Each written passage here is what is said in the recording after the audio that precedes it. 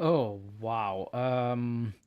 So first off, apologies for that. I have no idea what happened. So the hard disk where all the screens and the media files was in, it decided to do a little bit of a hiccup apparently. And here we are.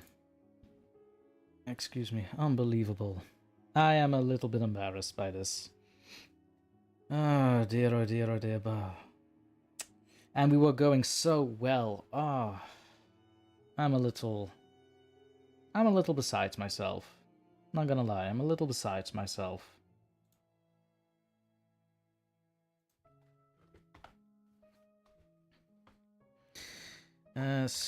Just gonna put it.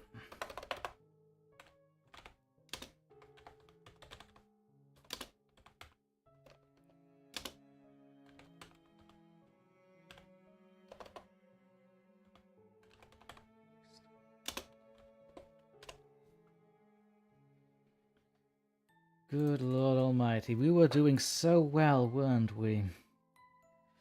Hello and welcome back. Thank you, Duchess, thank you. Oh, you have no idea what kind of a quote-unquote hissy fit I just had when I saw that the stream ended and I was like, wait, who the hell ended this? Oh dear, oh dear, oh dear. Why is the chat box not appearing on the thing? Ah, there we are.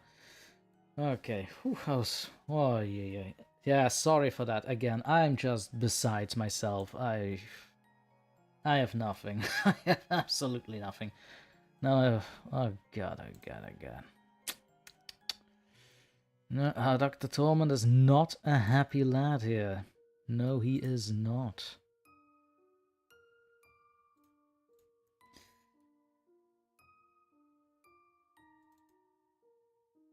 Oh. Not you, not you. Let's put the thumbnail back up and back to live sessions. So that people are not confused. There we go. If everybody that is rejoining the stream could do me a huge favor and kind of share everywhere that the stream is restarting. I'm trying to do so on my end as well. But as you can imagine, yeah, not a happy lad. It's definitely not a happy lad. Oh dear, that's embarrassing.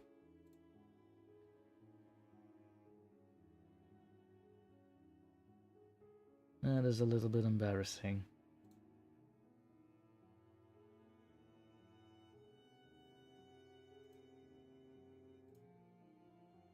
Let me just get the link and have it back up.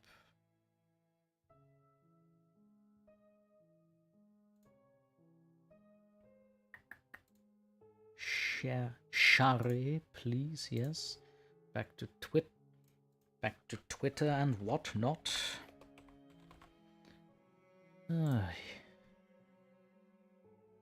Embarrassing. Thank you, Cindy. Thank you, Duchess. Thank you for sharing it. Lulu, hello again, lovely people. I now have my tipple of amaretto and it tastes so good. So, Lulu, while you were off and while I was having my break, what happened is, well, the stream kind of went offline. It stopped streaming everywhere. So I'm now just a bit on a salvage mission right now because we were doing so well. We were doing so well, and then this happened because my hard disk decided to do a hiccup. Oh god.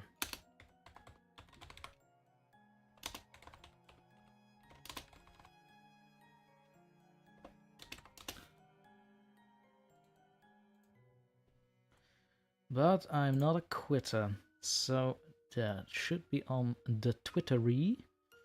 I'm also gonna put it on my community tab. Playlist, no, community, that's what I need. Let's see.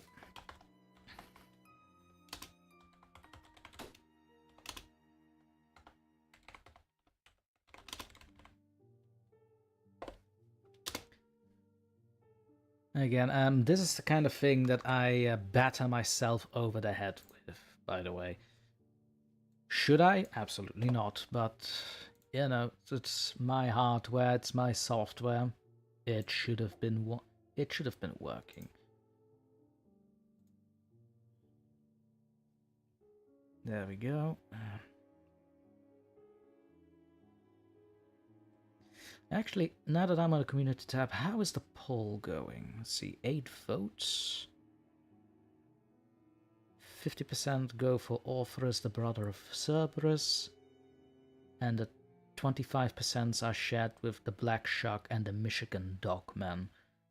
Kind of surprised, actually. I didn't think that Orpheus would have won. I would have thought the Michigan Dogman or the Shark. So, good on you, Greeks. Good on you. Cindy. Yeah, that indeed happens. That indeed be do happening. It happens to the best of us. It does happen to the best of us. I do need to get my bearings back again, so do forgive me if I seem a little bit distracted. Oh. Come here, cable.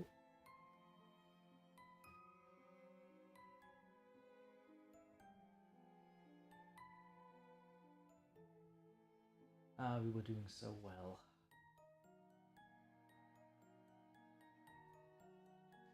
Let's hope that everybody gets it on the socials. So everybody that is joining new now, please by all means share to everyone that the stream crashed, but we are resuming with this here. I'm not going to quit just because my software decided to go whoopsie.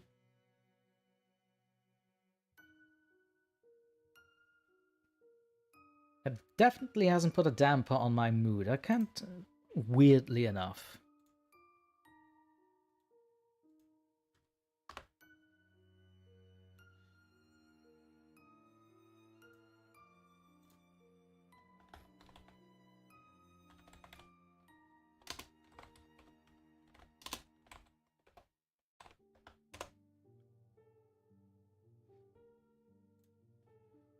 Let's see. So we have the main streamers coming back. Welcome once again. So officially, yeah, the break is over. But I think I might have been taxing a little bit on the hard disk. So that one break every hour, we're gonna keep doing that instead of pushing the nudging onto 1 hour and 30 minutes. I prefer if it's just work, but yeah, here we are. Anyways, let's see. We did Walter de Lamar's The Listeners, or at least I recorded it and have to review it again. Oh dear, oh dear, oh dear. Let me just put in the other stream that it also crashed, because there shouldn't be any confusion about it.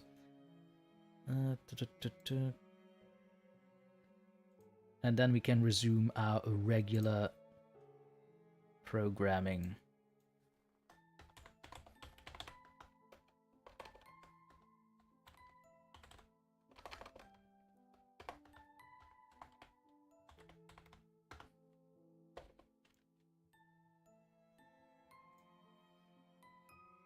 So the title should have been changed to Crashed there.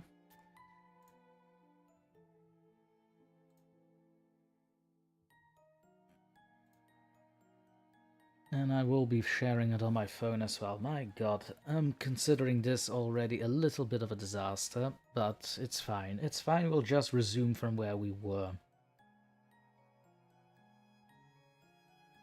Just another example of you cannot always rely on technology. And if you do, you better damn make certain it's the latest technology. Nope, you shush TV. Why are you even on? That's great. Spooky things happening here. That's marvelous. That's terrific. It's fine.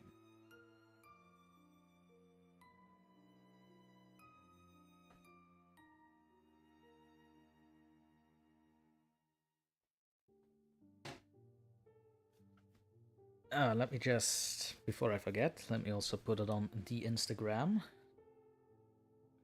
Because I do know several people that are only active on the Instagram.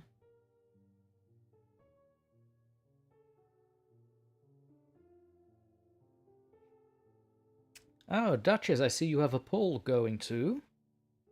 What's this about? I was wondering, what do you all prefer running in the background of my videos? A dark black screen, pictures that pertain to the story, or do you like both? Now there's a good question. Good question indeed.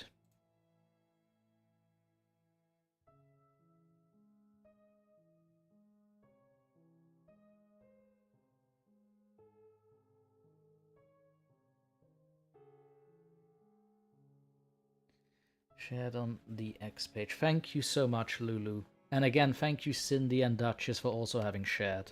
I know I said it already, but my god.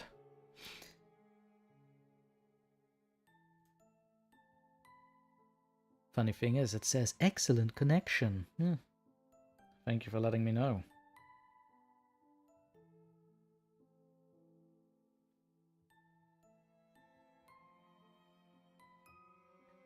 But seriously, you should have seen me having the hissy fit I was having. I was like, no, unbelievable. Why? Why? I was not crying. I'm a man. I'm a stoic man. I wasn't crying at all. Duchess, just curious. It's no big deal. I mean, this is kind of where I do have a stance, and I'd prefer pictures that have something to do with the story. And this is my logic behind it, by the way, so to each their own. But this is my logic behind it. Simply because YouTube is a video format platform. So I believe just to keep audience retention, because not everyone is going to be a listener on YouTube, just to keep audience's retention, sometimes shuffle a little bit with images. You don't need like animations or stuff like that. But actually, a very good example would be the Cats of Ulfar that I have of Lovecraft. Actually, any of my videos would do, but Cats of Ulfar in particular, Duchess, if you want to have a quote-unquote case study on how it's done. Or if you want me to help you with that, by all means, let me know. I'll be happy to do a Google Meet with you and walk it over. I don't know how to post on my YouTube community page. Well, simply, you just go to your community page, and that should be it, and you should be seeing a label that says post here or something like that. Cindy, man can cry too. No, we cannot cry. I don't cry when my stuff breaks, I just curse a lot. I mean, Cindy, between you and I, what did you think when I said hissy fit? What do you think I thought when I said hissy fit? So yeah, there was a lot of cursing involved. I prefer not to, but I do. Lulu, I tried to post before, but it wouldn't work. It's fine, Lulu, it's fine. Don't worry about it. It's all right. It is a-okay. Why is my screen black again?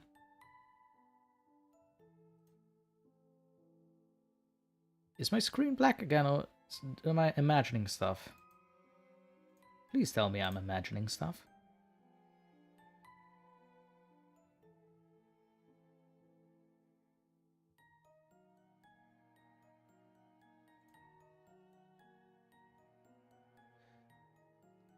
It's strange. So on Streamlabs, I'm definitely seeing that everything is fine, as it should be.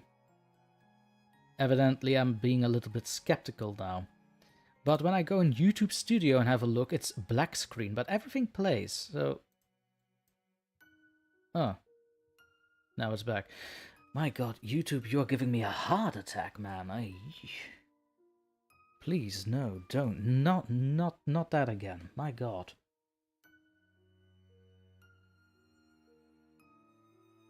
You had a toddler tantrum. I mean... You know what? Perhaps, yes. Perhaps I had a bit of a toddler tantrum, because this stuff usually doesn't happen to me. A lot. As all. I think this is the first time I had a stream crash.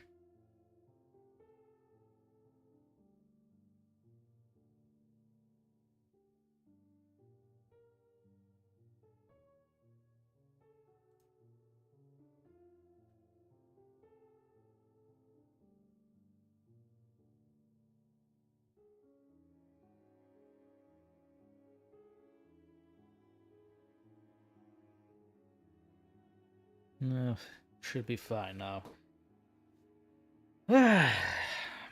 Again, I should not be beating myself over the head with this, but it happens.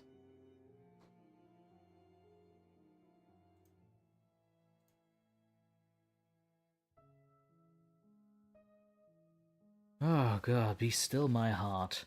Lulus, for you, I'm going to have a little look in studio right now that I am in studio.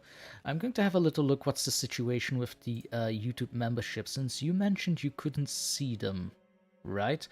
So, which I find completely preposterous on YouTube's end, because it should be alright. Let me have a look here. Finish setup, but this...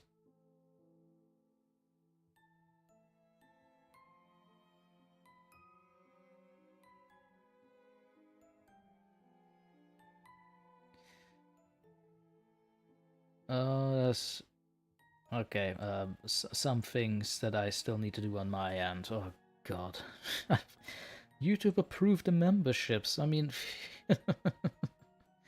that's something for tomorrow, DrTorment, to work on. Not something for now, DrTorment. Now DrTorment just wants to read scary stories, record stuff for the week, and enjoy lovely company. That's what DrTorment wants right now.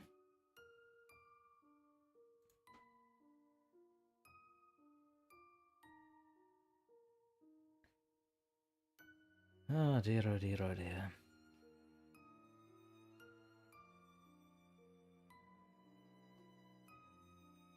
Jinxie, hello, welcome back. Welcome back. Welcome back indeed. You got the message. Excellent.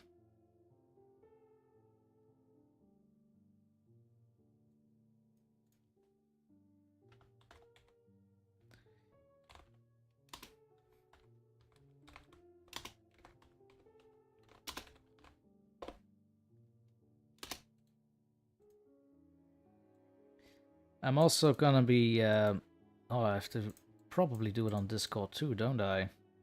Just so that everybody is aware that there was a crash and that we are resuming.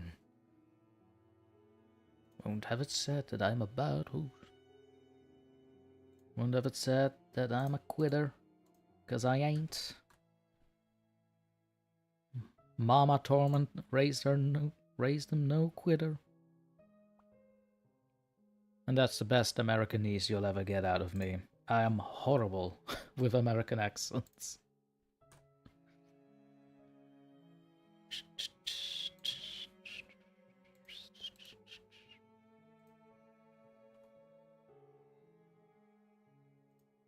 But I'm going to say one thing already. If it's going to crash now, I'd probably not be resuming.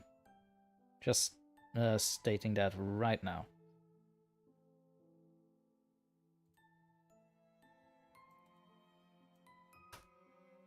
Because it's a little bit too weird if I'm going to start 3 streams at once. I mean, YouTube will like that for the algorithm, but still.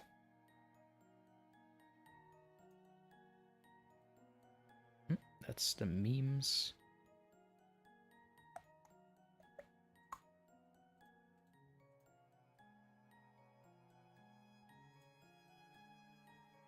I'm almost done, and then we can...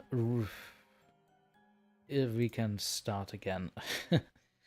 Start again. My god. Still, I shouldn't beat myself with that. No. I'm fine. I'm A-okay. I hope I'm not spamming everyone. Oh. It should be spam. I mean, it's a bit of an emergency situation.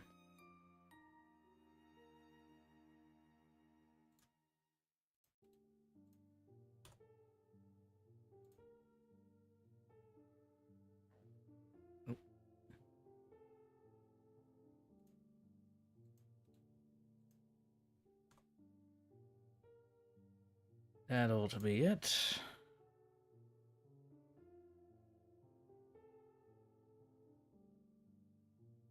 Just to my own auditorium.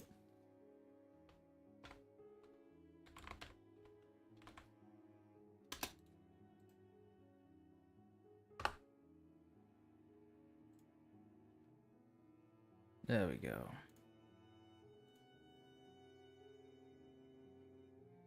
Well, I've done all I can. Was cutting. Let me see. Jinxie was cutting up jalapeno and praying I don't touch my eyes. You're gonna touch your eyes. Don't worry about it.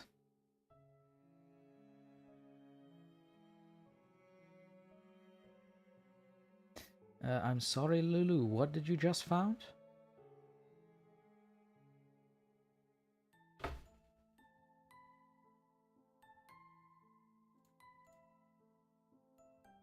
Because again, I was a little busy reposting that the stream crashed on my end too.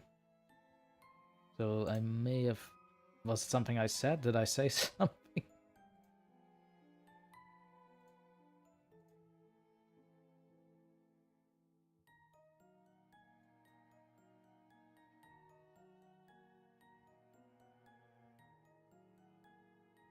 Oh, the Discord memberships. I don't have this. Do I have Discord memberships?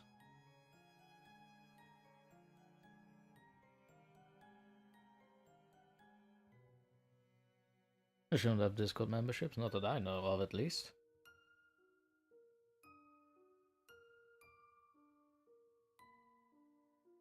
Oh, YouTube memberships, alright. Oh, I was already a little bit confused there. But indeed, I also need to do some stuff with the memberships on my end, like the stickers and things that things you can apparently add in. But that's again all for tomorrow Torment or in the week Torment. But I'm glad that you did find it. That apparently it's there.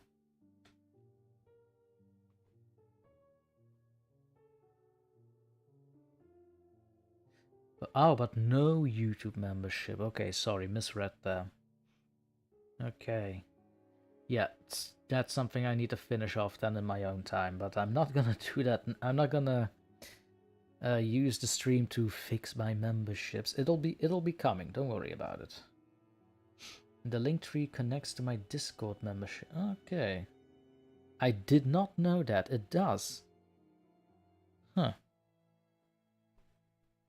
I'll have a look at that.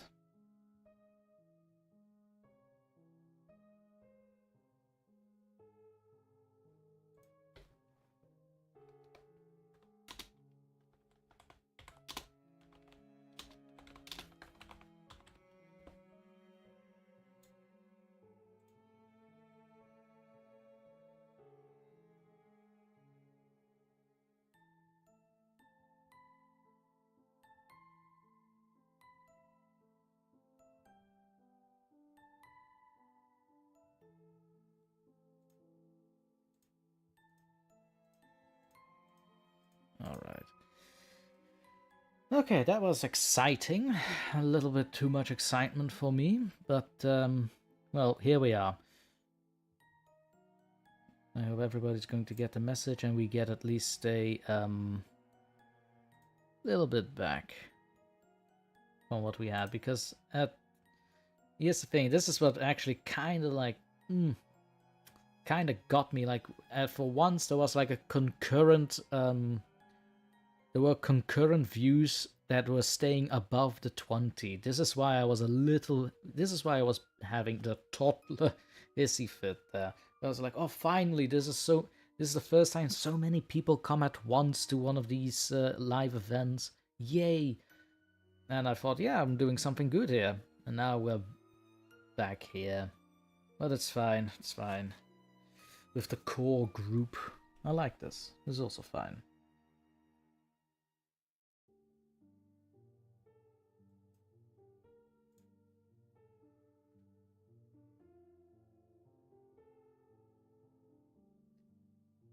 Let me see here. How's about all the people that really matter are here? I could not have said it any better myself, Jinxie.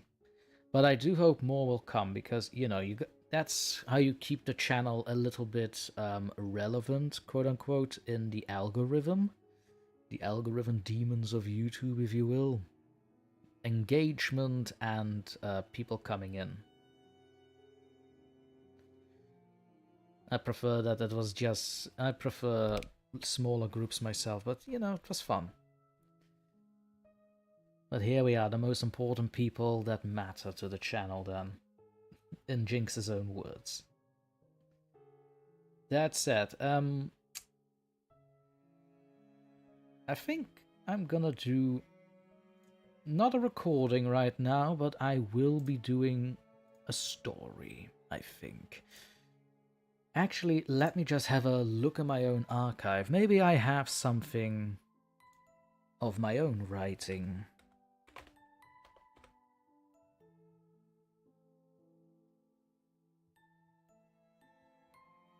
That could be fun. Wouldn't it?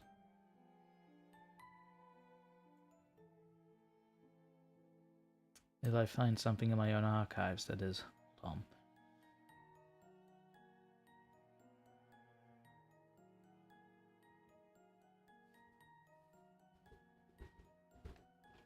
I'm a bit afraid to touch the cables now. That one time your stream is so traumatized. Your stream was so traumatized you cannot even touch the cables because you're afraid. Well, I am.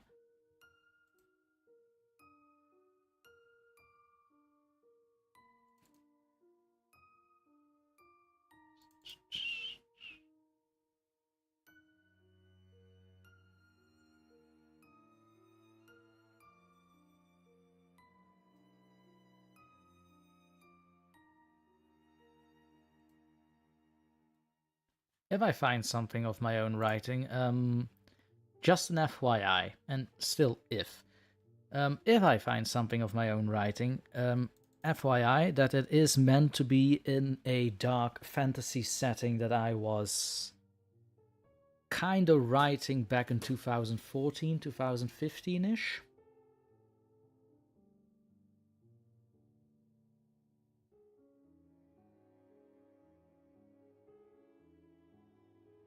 So do forgive if it is a little bit wonky, to say the least.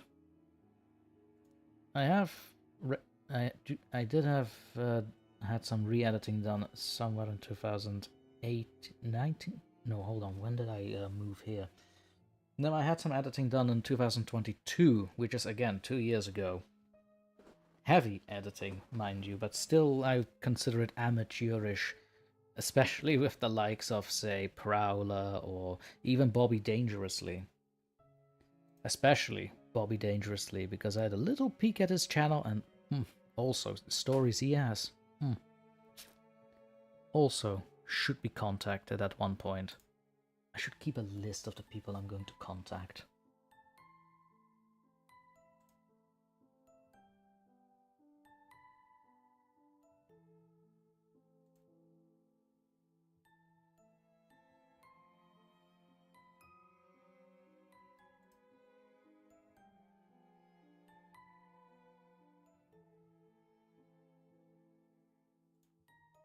Ah, I found a folder.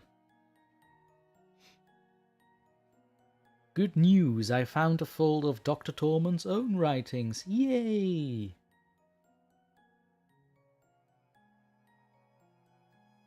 Lulu, I just subscribed to Bobby's channel. His stories look good. Look good. Yeah, I'm gonna be honest. I had to skimp over one because I was preparing for the stream. I had to skip over one, but it was well written, very well written. Can't remember the name. Ah, for the love of me. Me and names, unbelievable.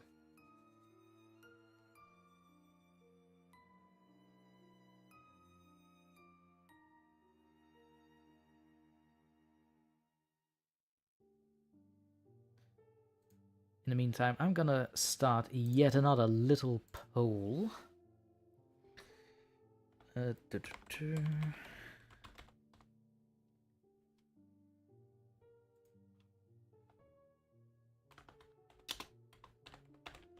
You'll see what it is.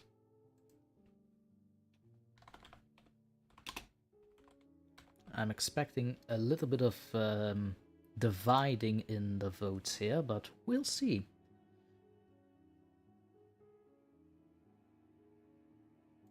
No, I just need these options. Go away. There we go. And here, you... Oh, no, not yet.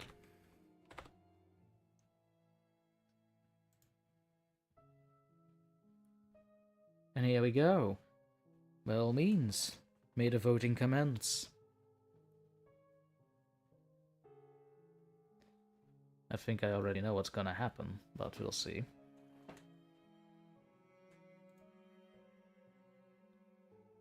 Alright, a little more divided, I see.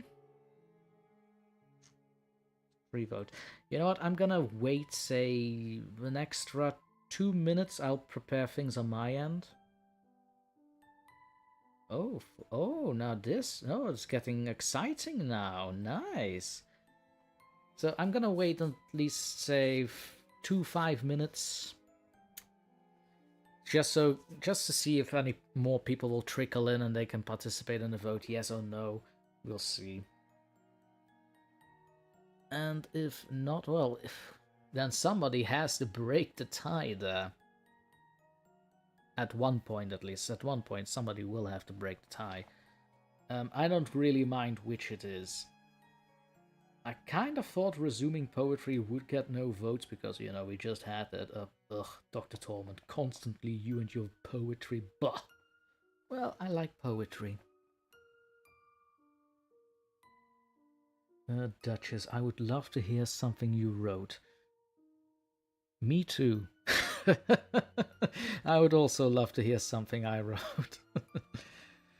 Lulu, I would too, Duchess. Aw. Lots of support for the own writing. A little bit of dividing on the vote still.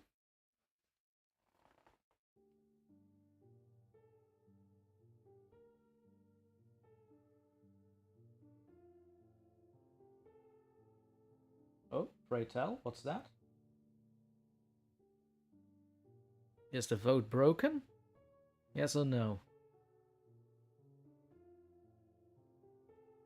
Oh, people, no! Oh! Well, people, no! Are you planning this deliberately? Are you all in a group chat and deliberately planning this?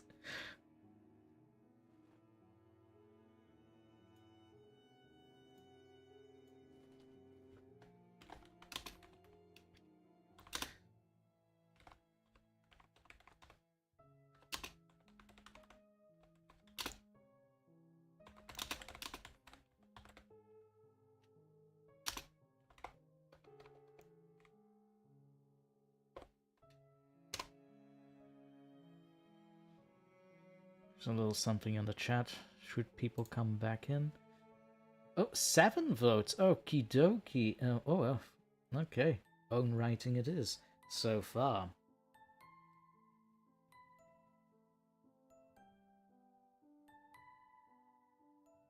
I'm going to give it 1 more minute. 1 more minute. It's not that I don't want to read my own writing. It's just that I cringe at my own writing. But it's fine. It's fine. Let me...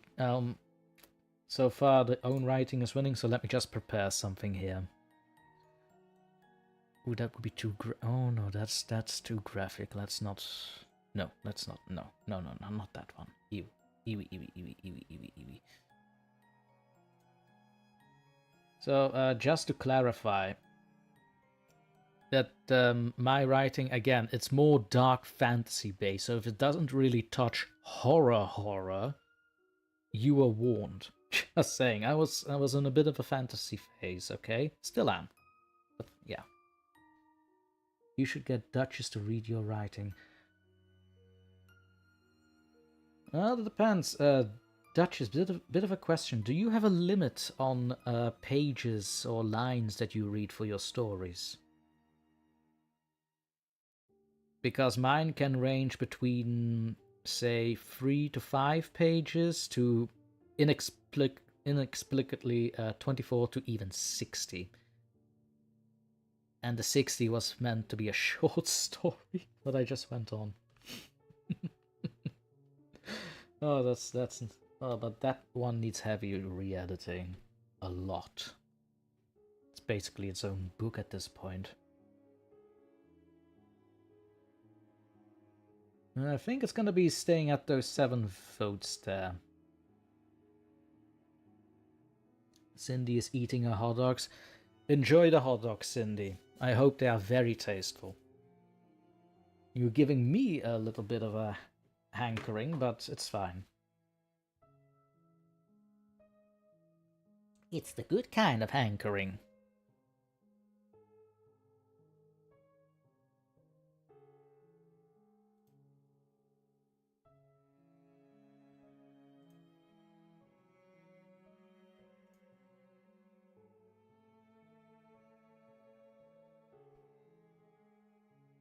Oh yeah, I have to decide on a story. Oh my god.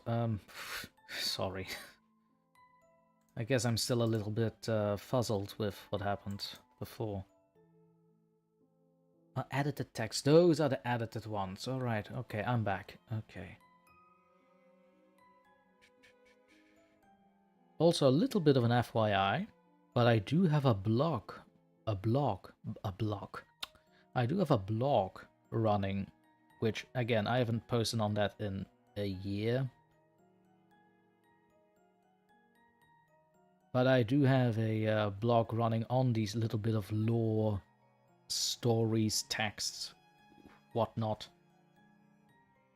Not that isn't any kind of endorsement at all, but if anyone wants to explore it, just notify me on Instagram, because it also has an Instagram page. I think The Darkening of the North, that is a favorite of mine, though.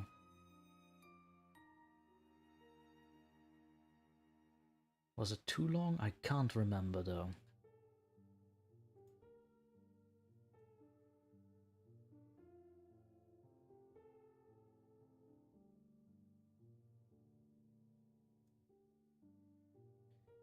Also a little bit of trivia, but I also made up my own Elven language, if you will. So if you hear words that do not sound like human, it's basically because of that.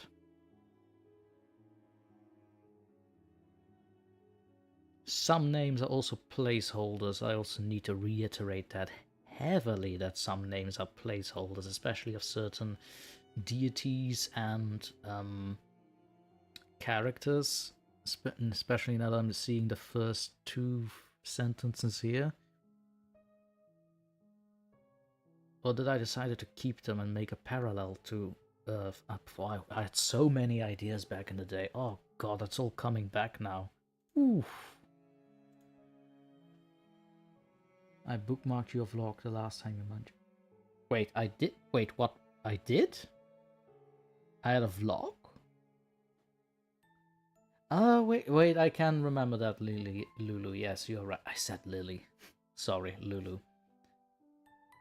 See, we have more people trickling in. Welcome. Again, apologies for the crash earlier. That was my hard disk that decided to do a hiccup. Apologies for that, and I hope we can continue without any faults. Especially not on my side. And the vote so far is 7 votes. I'm going to guess 4 to own writing and 3 to creepypasta story. So anyone who is now coming in, I'm going to give it now a definitive 1 minute to add your vote to this. And whoever doesn't get, whatever vote doesn't win, I'll use that as second place. In one of your previous live streams you mentioned it. Yes, I did. I am a bit of a chatterbox, aren't I, Lulu?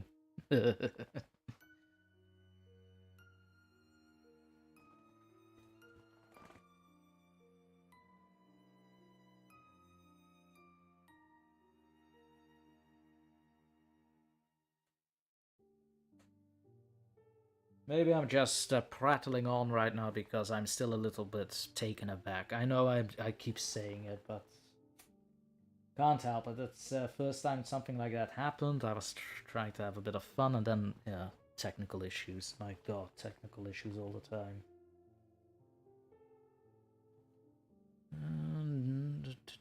That is 1 minute. Okie dokie. Ending the poll. Creepypasta story lost. So the creepypasta story will be the next on the docket. So for now, it will be one of my own writings. Yay! Let me just pull out the document here.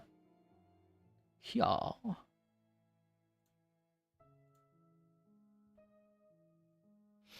How many pages is this? Oh, 3 pages. Alright, it's one of the smaller ones, but it's meant as a bit of a lore bit. But it has an eldritch touch to it as we go along. Let's say some deals were better not struck. Here we go. This is from the realm of Tiagion, which is, yes, the continent where this takes place in, named after my brothers Tiago and Zion. Yes, I do have little brothers that are called Tiago and Zion. Live with it. Combined their names, made Tiagion, and here we are. But without further ado, the Darkening of the North.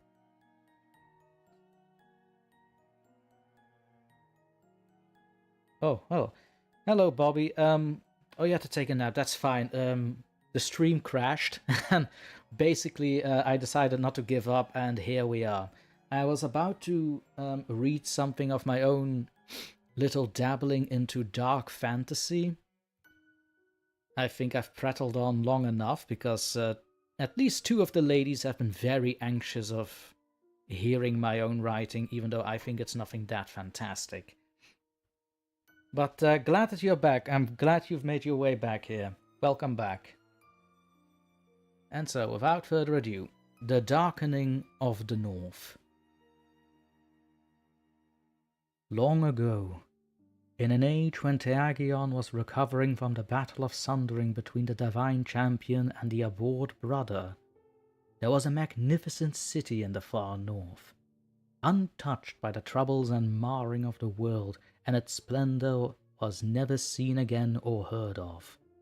Silver walls and towers that dared touch the heart of the heavens above, great fountains that sprang rivers outside from their canals, sitting in a verdant valley of peace and plenty. A vast city of light that bloomed like a crystal flower of winter. Called Sarandalon, or Heavenly Place the Magnificent. The city was home to a collection of known and lost people, all gathered and remaining there, where they awoke since the days of birth, except for man, who dwelled in the far west before their exodus. Life here was one of happiness and no care. Their rulers chose not by competition, but through elections to who was adored and wisest amongst them for years until the seat was granted to another, often still advised by a ring of elders, those elected before. They had once set up an outpost or fortress of some kind in the west, as seen by the unknown ruins standing upon the Crooked Hook today. Lost my footing. There we are. Roofs of gardens and plazas of arches, arches, oh my god, voice. Roofs and gardens and, oh my god, Jesus, what's happening with me? I'm getting anxious by my own writing, wow. Probably because there is a more veteran, or maybe a few veteran writers in the audience. Sorry for that. Roofs of gardens and plazas of arches and pillars, wealth rose like grass in spring, and none lived poorly within Sarandalon the Magnificent.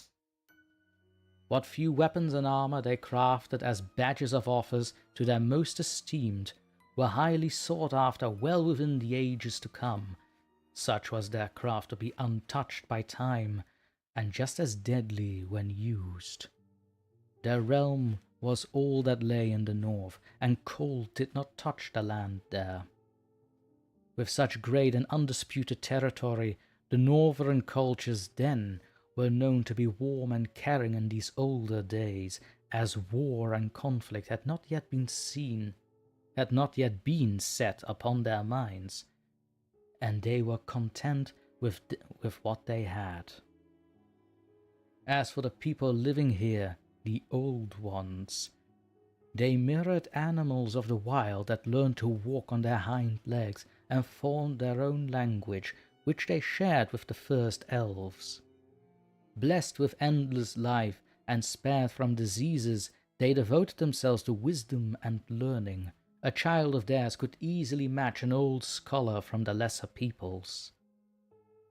At the height of Sarandalon's splendor, the people decided to erect a great tower to tribute the powers that gifted them this wondrous life, and so construction of the citadel began.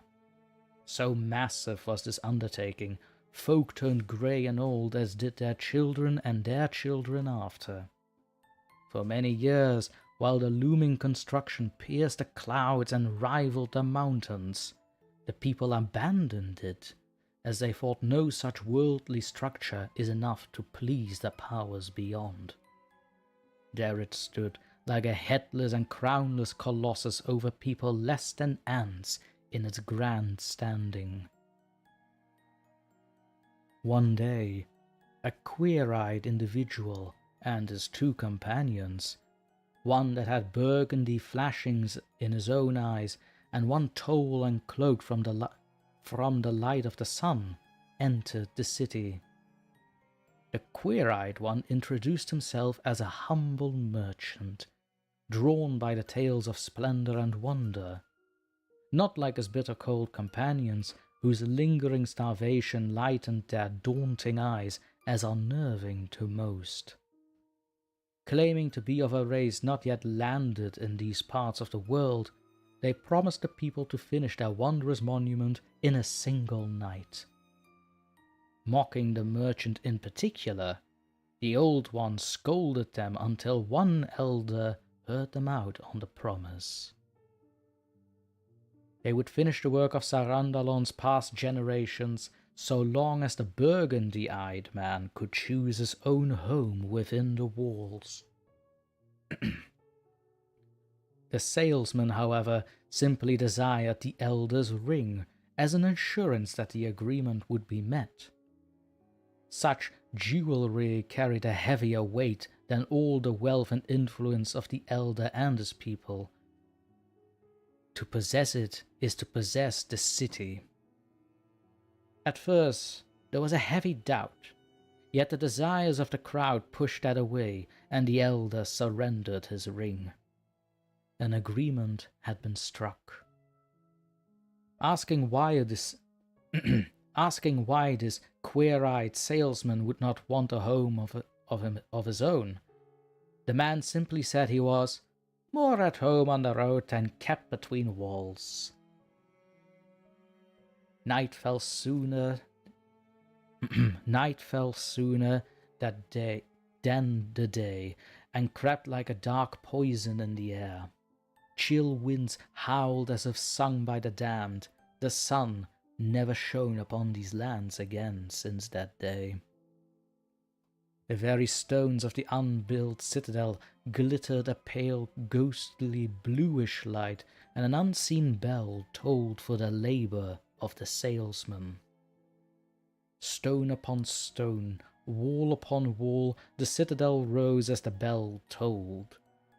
It kept growing until its splendid crowned top grazed the night's dark clouds, and it commanded them to swirl around the structure like a mantle of cold. For the beast folk, the old ones, it was the greatest miracle to have ever beheld. But for the tall companion that the salesman left there, it meant doom for those who dwelled in Sarandalon. For the other red-eyed one, it spelled opportunity unexplored. Their morning was greeted by a dense fog creeping like tendrils in every path and home, and it brought winter's cold embrace in summer.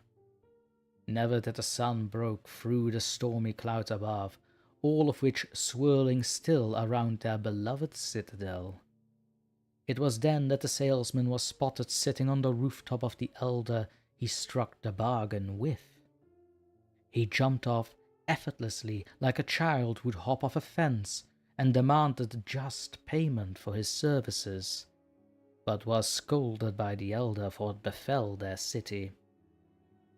Assuring it was nothing more but a parlour trick that would be removed when he had what he wanted, the salesman demanded nothing more than the time of all the good folk in Sarandalon. Confused about the payment, the elder refused and banished the salesman for his strange trickery. Smiling and sighing with faint disappointment, the salesman whistled an odd but particular tune as he walked out of the city gates. His tune was carried in the air and accompanied any desperate enough for his services, or when he was near, or whenever he was near somewhere again. His two associates, the tall man and the red-eyed man, explained they were but mere travelling companions from the western shores, but the elder said they were allowed one night of sanctuary, and then they must leave as well, for they would be a reminder of the day he struck his deal with this odd merchant.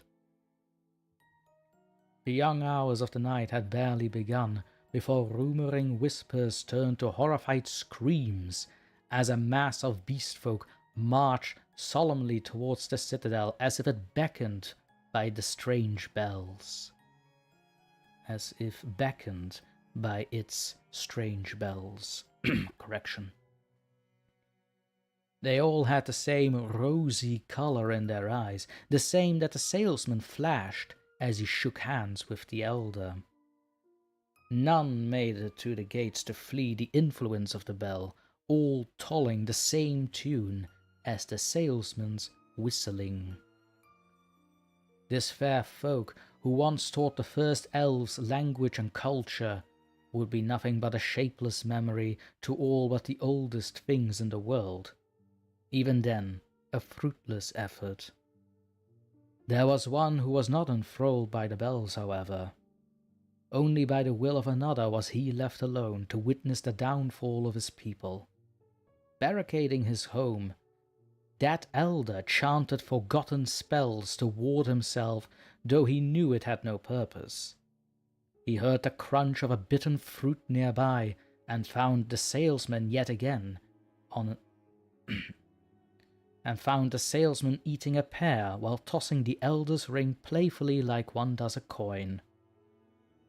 "Remember this day, my friend. Remember the day you wronged me. All I wished was for a slice of time. Now I take it all. You will remain with my gift of deathlessness, bound to a hole below. Severe, aye, but so as insulting me after my labour was complete." With a sense of ceremony, the salesman then drank a bottle of wine in one gulp and smashed it to the ground, a custom nowadays he would enforce. Darkness surrounded the elder, and and he then found himself in a dimly lit library with books set in shelves carved into rocky walls. Deep below the ground, in the salesman's first lair, where books would appear describing every year, he had all the ancient knowledge he could never depart unto another. We know nothing of the fate of the old ones. Few ever returned from the black veil beyond the mountains of Heloth, their minds rent from reason and sanity. Talks of husks and faded greatness, hollow slaves to a rising power in the shadows, is all that is known. The north became a land of Everwinter. Now Sarandalon the Magnificent was no more. What stands in its place is only known by the drawings of the surviving madman, a broken citadel whose top defies any natural law of the world, towers and roofs bent towards it like black spires bowing.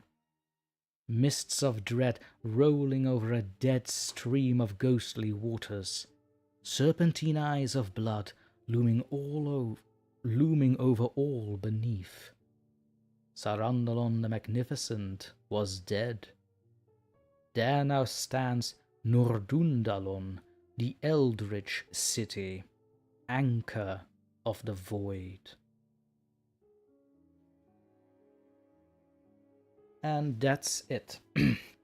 A few hiccups here and there. I had to readjust myself with a few faults I found, but yeah, that's The Darkening of the North from my own little writings. Thank you, Bobby, thank you. Keep writing. Well, here's the thing. Last time I edited my writings was 2 years ago. I still have the folders, I still have the Google Drive it's all on. Trust me, I have enough there to make a whole damn universe. But, yeah, I'm a very insecure person when it comes to writing. You've probably heard it all before. But I do have a blog about it. I might put the blog link in the description below, though, so for anyone that wants to revisit. Otherwise, on Instagram it is known as Tayagion Tales. Should be a black and yellow logo. By all means, you can have a look. There should be a link that goes to the blog as well from there. Lulu is clapping. Thank you, Lulu. Thank you. Duchess too. Very nice. I mean, I'm never gonna say that I'm on the same par as the Grandmasters, I say, Tolkien, or who's the name of who wrote The Witcher? I forgot his name. Oh, never mind. I'll look it up another time. But yeah, I'm nowhere near that level still. But who knows? With the right kind of feedback and audiences, one can only evolve, right?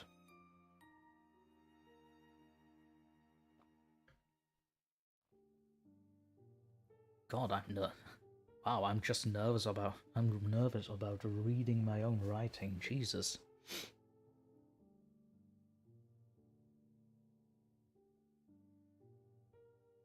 That or it's the spring pollen.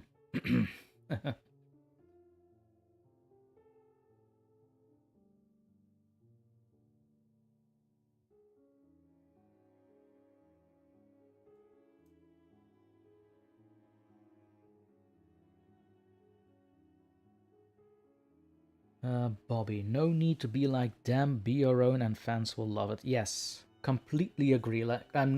By no means am I saying that I am like them or will be like them.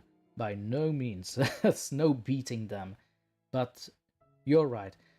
Everybody, especially if you're going to be a writer, just do your own thing. Just do your own thing. If people like it, they like it. If they don't, they don't. And that's how life is. Completely agree with that.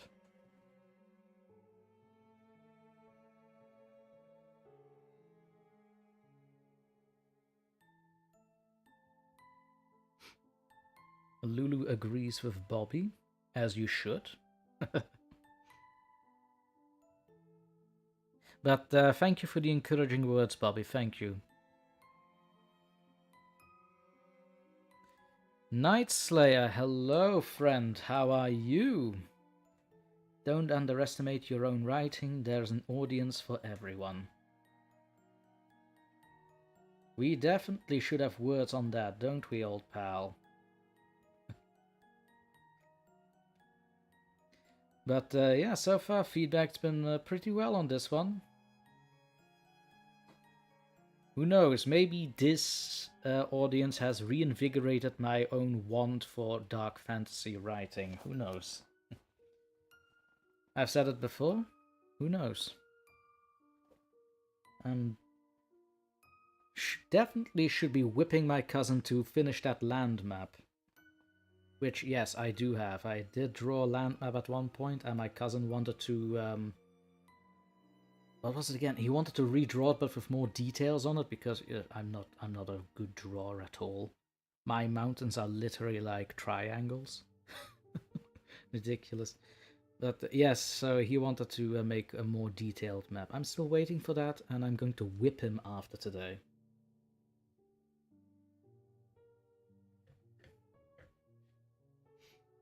But so far, thank you everyone for the kind words and words of support. Really appreciate it.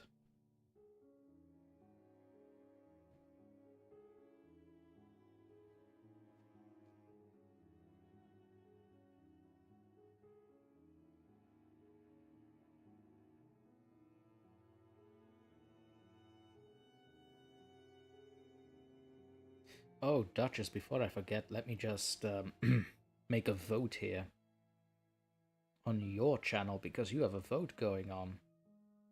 There we go.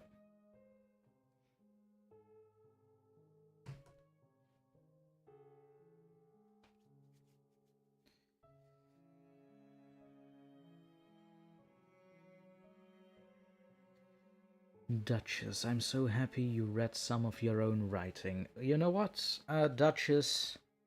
I am happy I wrote. Of course I'm happy I wrote. Nerves. You know what? Yes, I am also happy that I read some of my own writings for once. I've never done it before. I'm usually very selective to whom I send these writings to, which in hindsight, counterproductive. Never share with only your friends.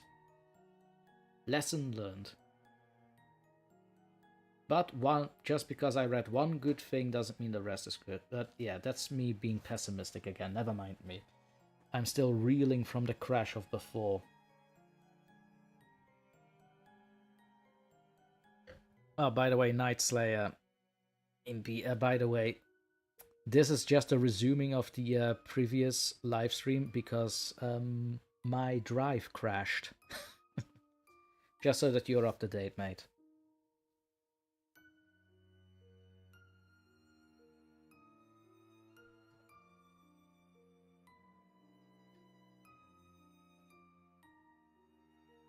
Let me see. And I did promise that if own writing one on a creepypasta story would be next. So, I did have one ready. Where is it? Did it go away with the crash as well? No. I'm just gonna prepare this one. There, that one is prepared. Now, I'm gonna take another 5-minute break here. And I swear to hell and heaven, if the stream is going to crash again, I'm going to sacrifice a goat.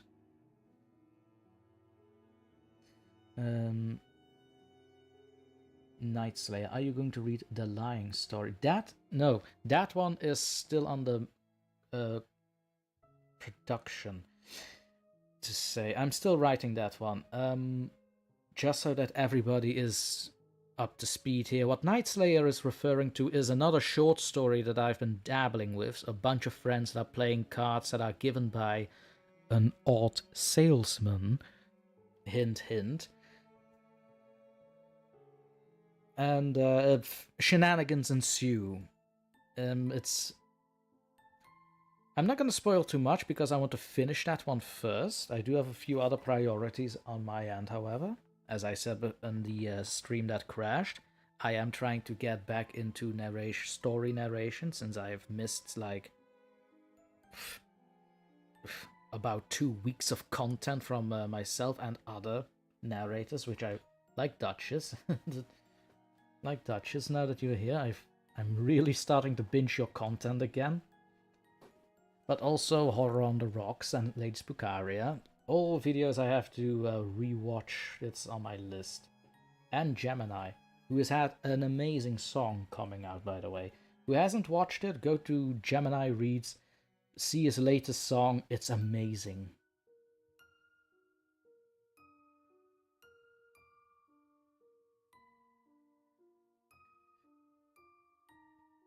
Cindy, I hope you disappear again. Don't. Cindy, please, no, don't do that. Please, no. I prefer not, if that's an option. Cindy loves shenanigans. Well, it's... yeah, not... depends on the shenanigans you like, I suppose. Sure. Alrighty, I'm gonna put it on the chat again. 5-minute break.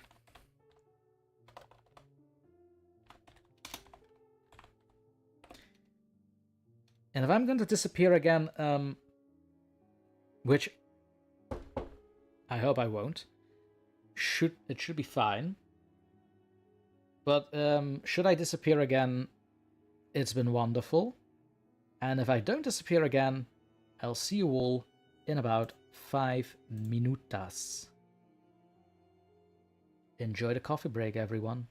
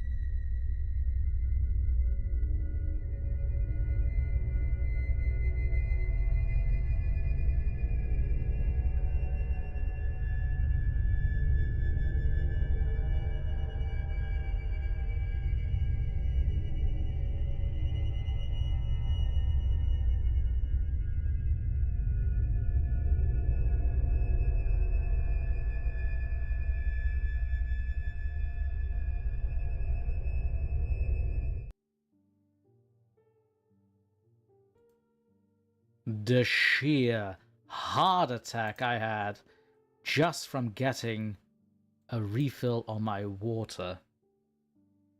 My God, I was sitting there like, no. No. And the thing is, I didn't notice it because of the screen, but I noticed it because when the hard disk, my external hard disk, when it shuts off, it makes a distinct clicking sound. And I was like, no.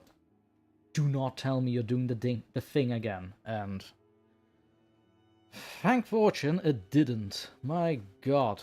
Like, the shit. I'm still having a little bit of a mini heart attack now. My God.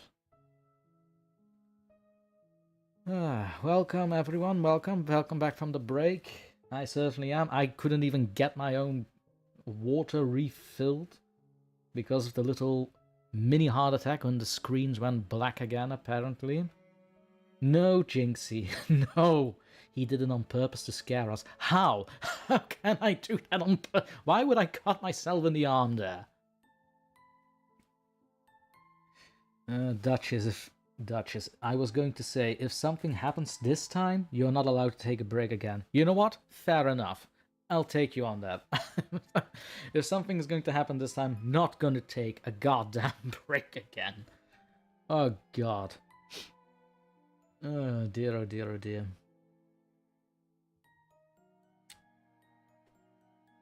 But that said, I did promise some live recordings, which we will proceed, by the way. In a bit. I just need to let a certain someone know that I'm taking up some advices about the recommendation he made a while ago.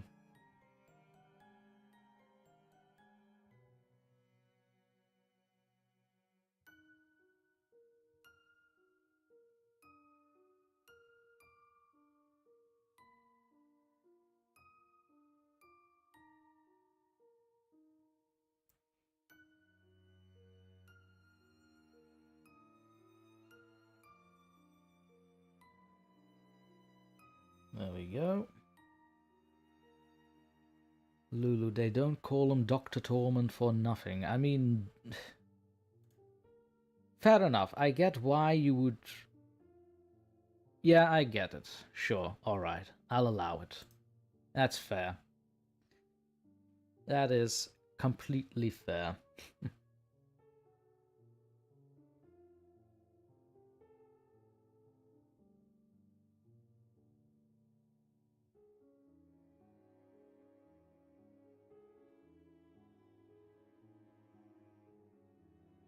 Oh my God, I have over 6 notifications.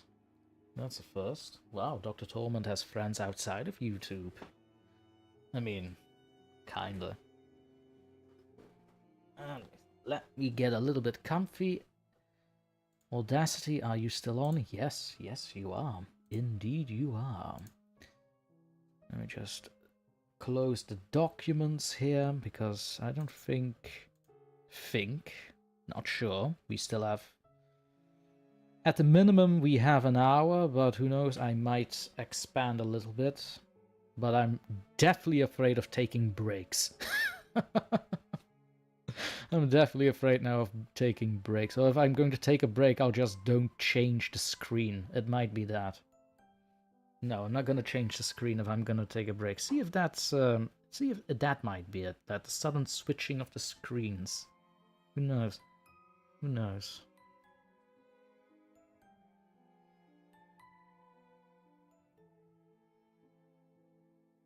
Hold on. I did promise a creepypasta story. Wait a second. I did promise a creepypasta story. I do have a short one ready. Oh, well, semi-short one.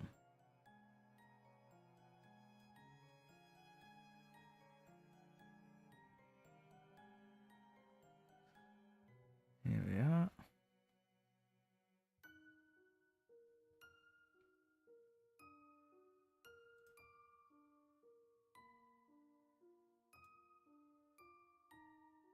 Just pull it up here.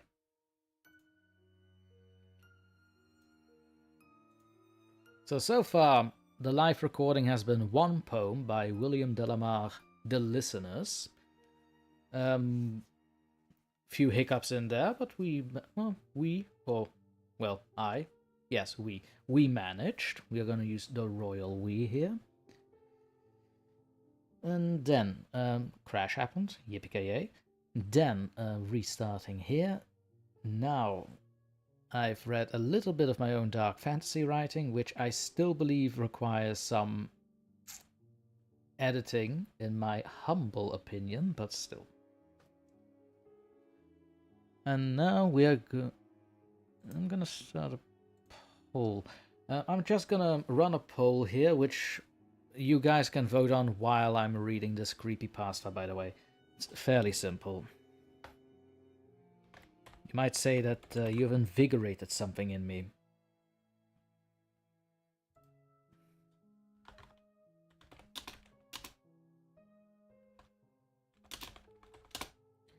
What to read?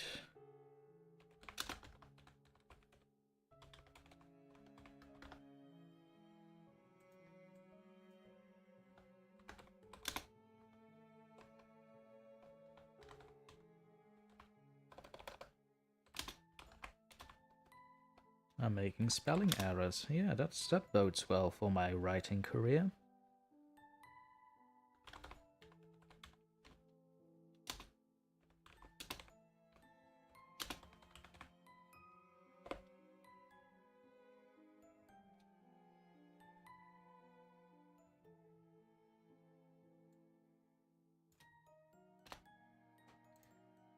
Just for my own sake, and that I know that everything is alright, who is still here? Because the chat is being awfully quiet, and it kind of creeps me out. Starting to think that something's going to happen again.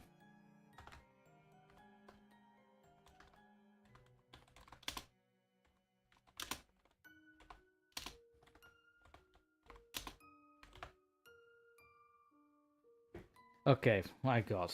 You guys starting to torment me now. That's not how it works, you know.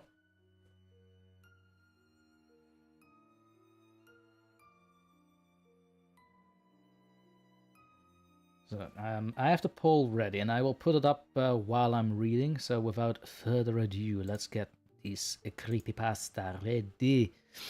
Oh, mamma mia, that's a nice pasta.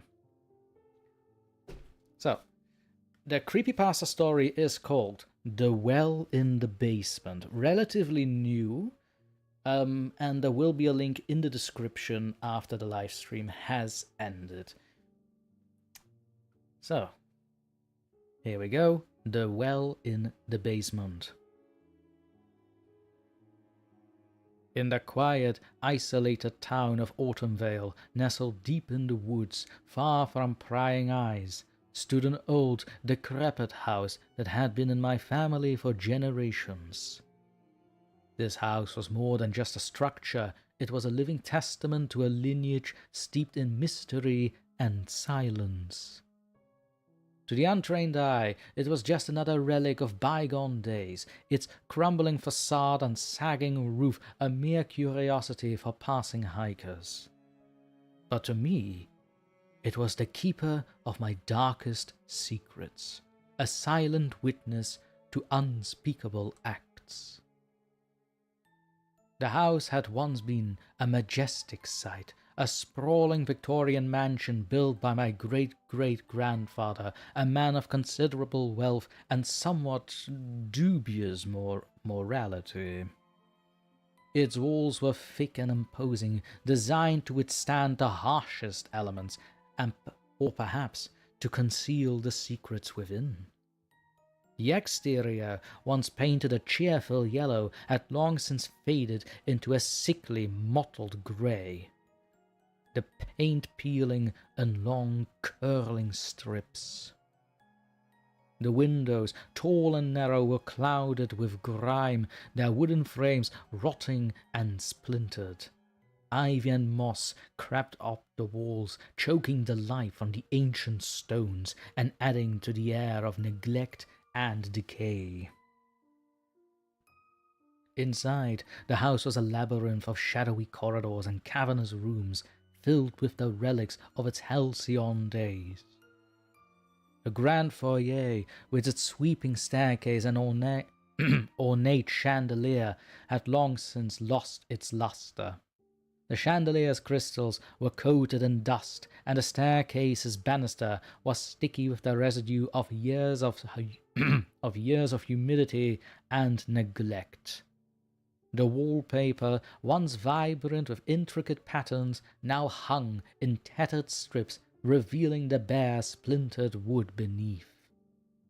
Dust lay thick on every surface, undisturbed by human touch for years, and the floorboards groaned underfoot, their protests echoing through the silent halls. The air inside was thick and oppressive, a miasma of mildew and decay that clung to my skin and filled my lungs with every breath. The scent was a constant reminder of the house's age and the secrets it held. Every creak and groan seemed amplified in the silence, each sound a ghostly reminder of the house's sinister history. The true heart of the house, though, lay beneath it. Oopsie. Oh, mini heart attack again. Where was I?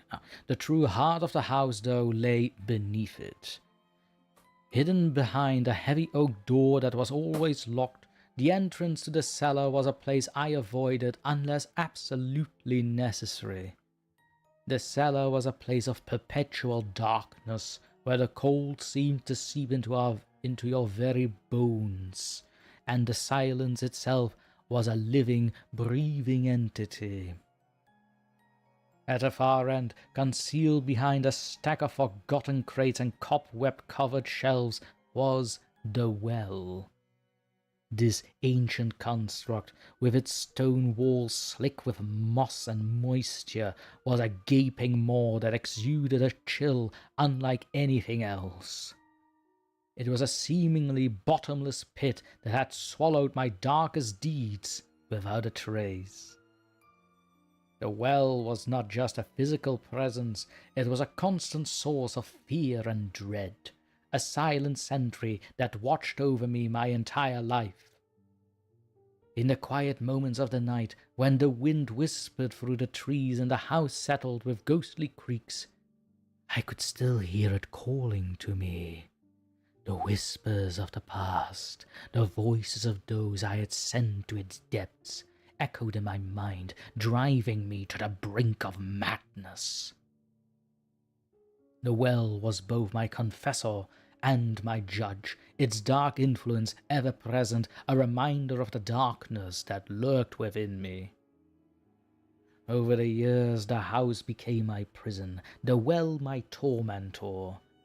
I would wander its walls, haunted by memories of the lives I had taken, each room a reminder of the irreversible choices I had made. My old decrepit house, far from being a mere relic of bygone days, was a living, breathing entity, its decaying walls and shadowy corners home to the darkest chapters of my life.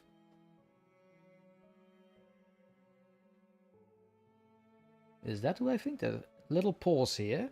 Is that who I think it is? Hello there, Spooky. Welcome to the stream. I was just reading... Where is the thing now? I was just reading The Well in the Basement, a creepypasta. Welcome to the stream. Nice to see you. And now, resuming. My earliest memory is not of joy or innocence, but of my younger sister's incessant wailing. Her cries echoed through the dusty halls, piercing my young mind like a relentless drill. One sweltering summer day, as a shrill voice grated on my nerves, something inside me snapped. I was only 10 years old, but in that moment, consumed by a rage I couldn't comprehend, I silenced her forever. With trembling hands, I carried her lifeless body to the well in the cellar. The ancient stones covered in moss and ivy seemed to whisper my sins as I lifted their heavy lid. I dropped her into the cold, dark abyss, expecting the guilt to swallow me whole. But the next day, when I nervously peered into the well, her body was gone. The town searched for her, of course. They combed the woods and dredged the nearby river, but she had vanished without a trace.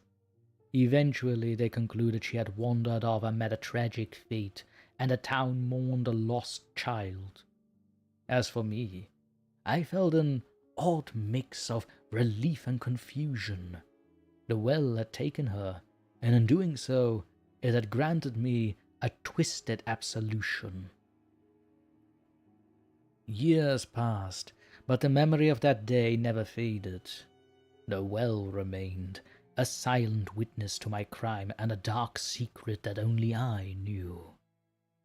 I told myself it was a one-time aberration, a moment of madness, but deep down, I knew something darker lay dormant within me, waiting to be unleashed again.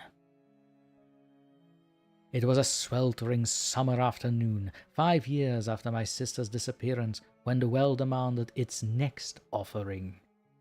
I was a teenager by this point, navigating the volatile years of adolescence with a simmering anger that I struggled to control. That day, I was met with my friend Tommy, a boy whose boisterous laughter and relentless teasing had grated on my nerves for years. We were in the woods behind my house, near the outside entrance to the basement and the well that had become both a source of dread and dark fascination for me. The sun beat down on us, the heat amplifying every irritation. We were playing a game that quickly turned into a heated argument. Tommy mocked me, pushing all the wrong buttons, and before I knew it, the world around me turned red. In a blind fury, I lashed out. My hands found a heavy branch, and with one swift, brutal swing, I struck him. The force of the blow was sickening, the crunch of bone and the sudden silence more deafening than his taunts. Tommy crumpled to the ground, his body limp and lifeless. Panic surged through me, but alongside it was the cold, calculating part of my mind that now took over. I knew what I had to do. My hand shook as I dragged his body into the basement and over the well, the same well that had swallowed my sister all those years ago. The stone rim felt like the edge of an abyss, the darkness below, an all-consuming void. With a final desperate heave, I pushed Tommy's body into the well. I watched it disappear into the shadows, the sound of the splash echoing in the silence. I backed away, my heart pounding in my chest, the weight of my actions pressing down on me. I spent the night in a restless, feverish sleep, haunted by visions of Tommy's lifeless eyes. The next morning, driven by a morbid curiosity and a sliver of hope, I returned to the well. As I peered into its depths, my breath caught in my throat. Tommy's body was gone. The well had taken him, just as it had taken my sister. The ground around the well was undisturbed, and there was no trace of the horror that had transpired the day before. A strange sense of relief washed over me. The well had once again erased my sin, concealing my darkest deed. But with that relief came a chilling realization. The well's power was real, and it was now a part of me, a dark shadow that would follow me for the rest of my life. The years rolled by, and I grew into adulthood with the well's dark secret ever present in the back of my mind. Life moved on. I finished school, found a job, and even tried to lead a normal life. But the well shadow never left me. I knew its terrible power, and a part of me feared that one day I might use it again. One fateful night, 10 years after young Tommy's disappearance, I found myself at a local bar, drowning my sorrows in a sea of alcohol. I met Rachel, a beautiful but equally inebriated woman. We bonded over our mutual loneliness and spent the night together. A few weeks later, she called me with news that shattered my fragile sense of normalcy. She was pregnant. Panic set in. I wasn't ready for the responsibility of fatherhood, and Rachel was adamant about keeping the baby. The fear of being trapped in a life I didn't want consumed me, and in a moment of drunken despair, I decided to solve the problem the only way I knew how. I lured her into the woods, near the basement entrance to the well, and ended her life with a cold, calculated precision that terrified me. The next morning, her body, like all the others, was gone, swallowed by the well's insatiable darkness.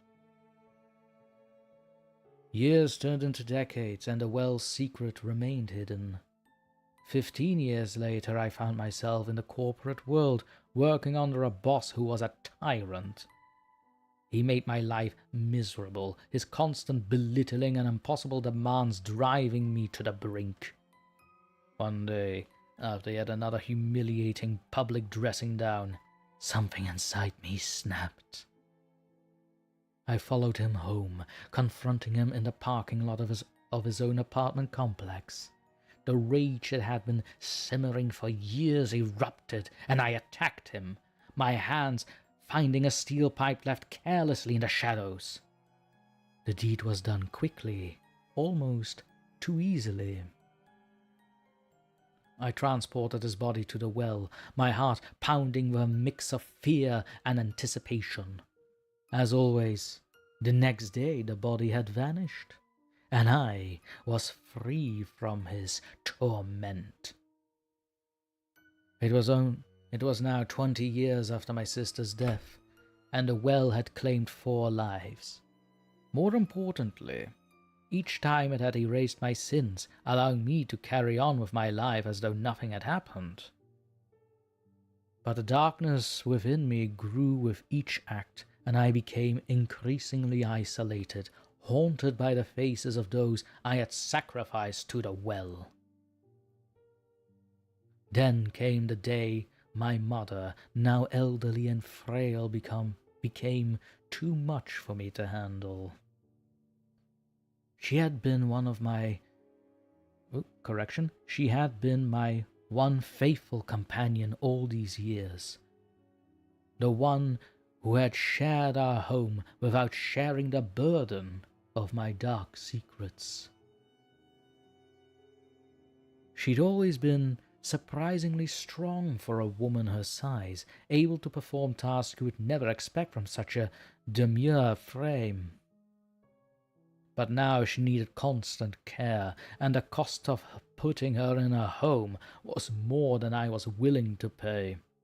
The solution seemed clear, a twisted logic driven by years of getting away with murder. One night, I slipped into her room and ended her suffering.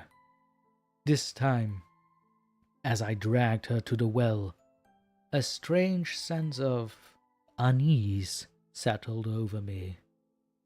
The familiar process felt somehow different, and I was tainted by a deeper, more personal guilt. I pushed her body into the well and walked away, expecting the well to do what it always had done. And there we go, The Well in the Basement, a creepypasta by Darius McCorkendale. I hope I pronounced that correctly. I really do. So, lady, hello, welcome, Lady Spookaria. Again, welcome to the stream. Finally, you made it for once. That's fine, that's fine. Oh, everything is fine, right? If she's still here, of course. I can imagine that she had to scoot out because she has her own stream to prepare for. Which, by the way, every single one of you should go after this one. Because I am kind of timing it that I will end the stream before hers begins, by the way, just so that everybody knows. Cindy, I like that. Well, of course, it's a creepypasta. Who doesn't like a good old creepypasta? Now, I could be mistaken, but I think that this particular story was also on Dr. Creepin's channel. I think. It sounds familiar. So if anyone has a bit more knowledge about Dr. Creepin's videos, do let me know. It had something to do with a well, and this sounded very familiar to me. I think he did that. Not sure, but I think so.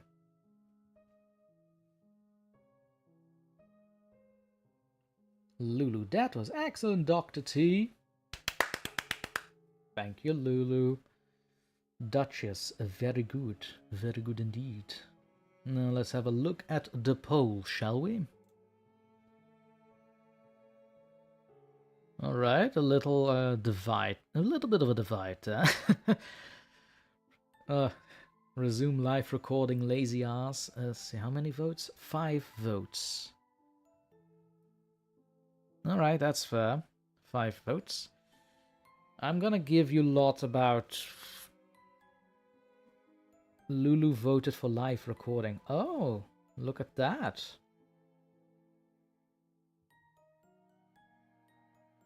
Lulu voted for live recording. I did not expect that, Lulu, but then again, I would also be tired of my own writing at some point. Oh god, I'm doing it again. Kitty cat? No. Do not touch the cable. Do not do anything with the cables, please. Lulu, but I don't mind what you do. Well, I'm going to follow the vote, Lulu. That's what I'm going to do. And the vote says another dive into Tayagio. Oh, misspelled. So there should be an N of Nana at the end. Lulu, it was interesting to watch. Yes, it was. So I'm gonna do this. I'm going to find a very, very short thing about Tayagion to read, one of my own writings. And then I'll do a little bit of Lovecraft's The Outsider as a live recording, because this stream was meant for mostly live recordings. I didn't expect it to veer into the way that we are now, but here we are. So let me just have another look. In the meantime, none of you go anywhere. Ha ha. Joke. Funny.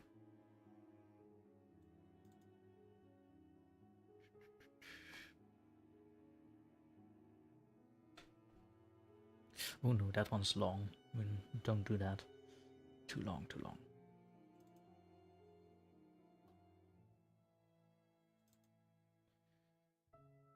Hang on a tick. You weren't that long, were you? And yes, I talk to my own documents. Just so everybody knows.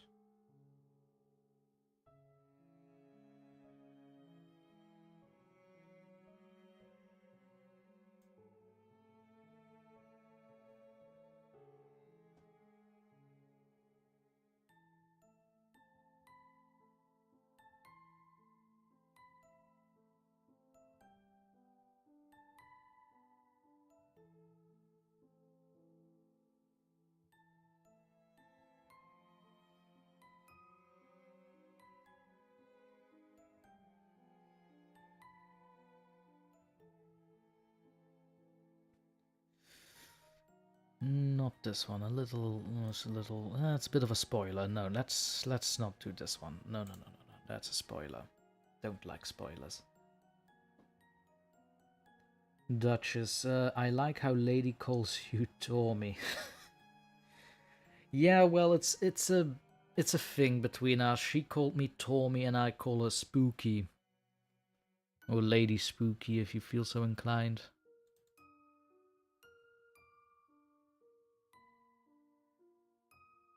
Well, that's odd.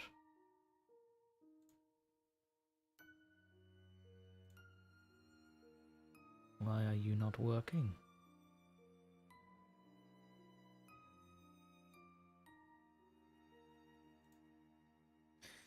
Ah, Word, I hate you so much. Typical. Is this a spoiler one? So yeah, I'm also trying not to spoil parts or bits of the story. The main story, that is. Don't like that. Is this much of us?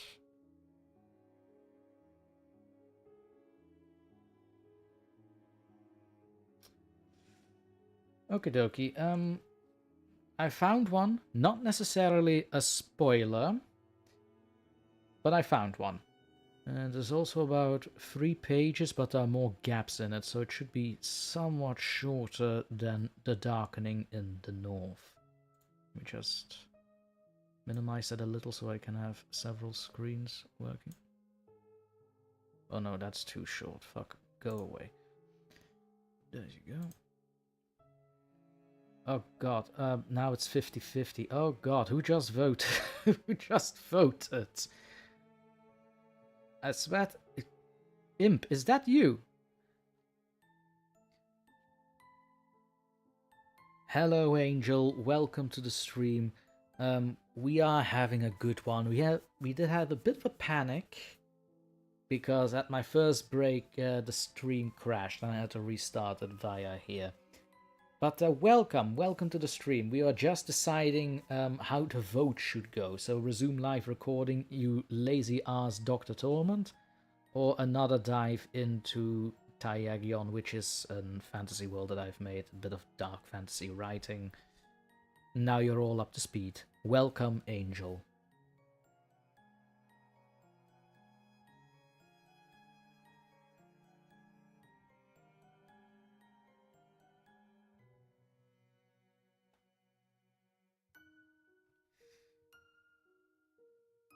Alright, the first one that breaks the stalemate is when I'm gonna end the poll. So my mouse is already hovering over end poll, by the way.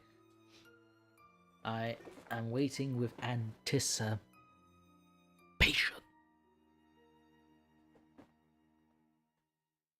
Whoever gets that reference gets a cookie.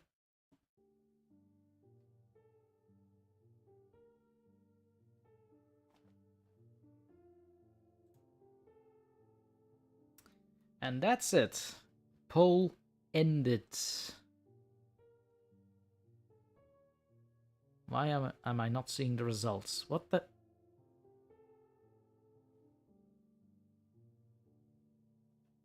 Ah, live record. Okay, live recording it is. Here we go. And let me just put on the screen share so you people can see that I am indeed a recording on Audacity. Oh, I swear to God, please do not do the shenanigans hard drive. Please don't. I like you. And here we go.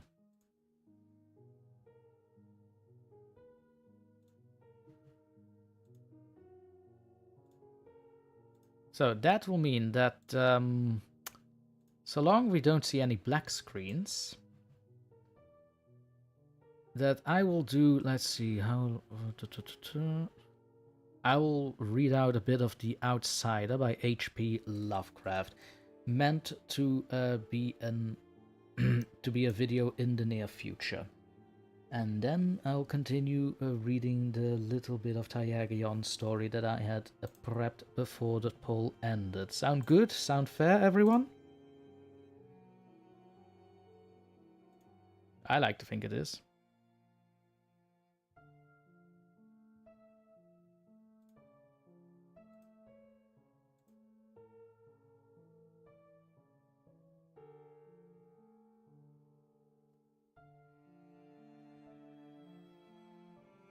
Lulu sounds perfect. Alright, Lulu says it's perfect.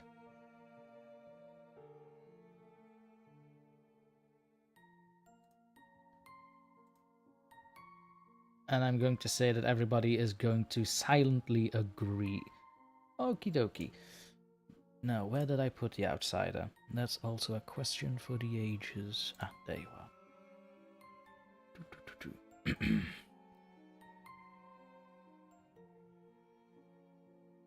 There it is. Just...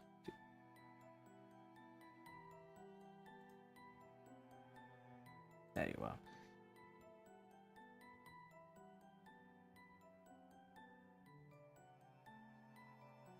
The Outsider by H.P. Lovecraft. Oh, this is going to be a doozy. Let's see how many tongue twisters he has hidden in this one.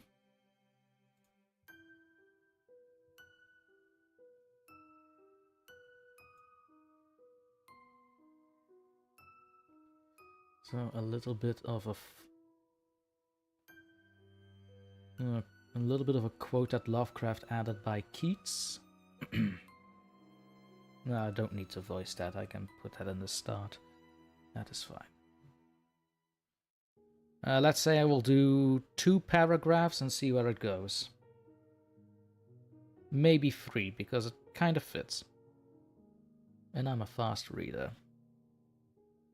Everybody says sound good? Alrighty, alrighty. Then here we go.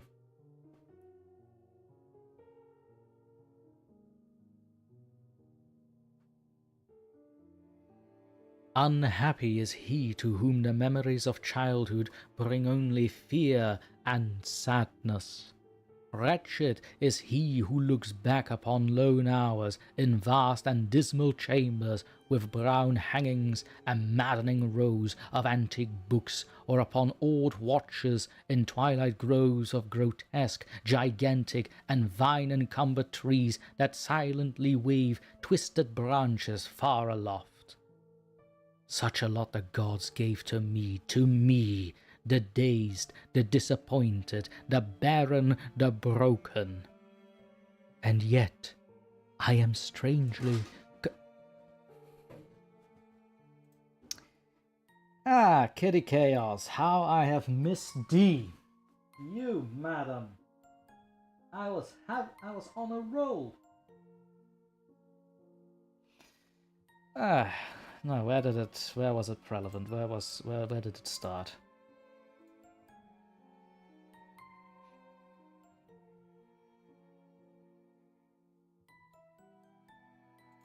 Alright, there it is. There we go. Let me see, it's almost 2 AM, which means of course they have their zoomies. Woohoo. Where was I? Where was this? Baron the Broken, yes.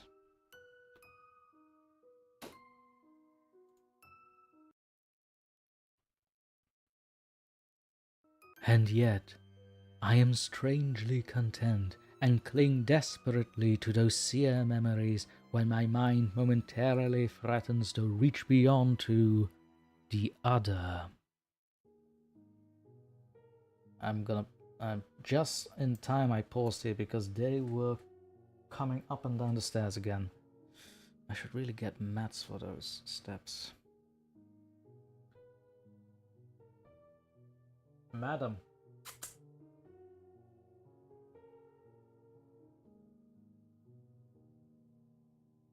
I know not where I was born, save that a castle was infinitely old and infinitely horrible, full of dark passages and having high ceilings where the eye could only find... Oh, that's a fault. Nope, nope, nope. Begone, you.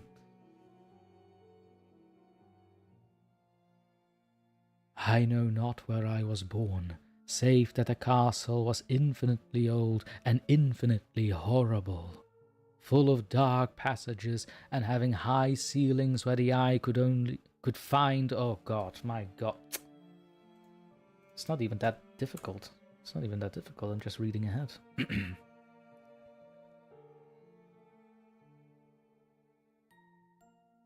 I know not where I was born, save that the castle was infinitely old and infinitely horrible, full of dark passages and having high ceilings where the eye could find only cobwebs and shadows. Gonna do this bit by bit, otherwise I'm gonna be overconfident and arrogant again about this. The stones in the crumbling corridors seemed always hideously damp, and there was an accursed smell everywhere, as of... Oh, wow, that was my throat not working with me there.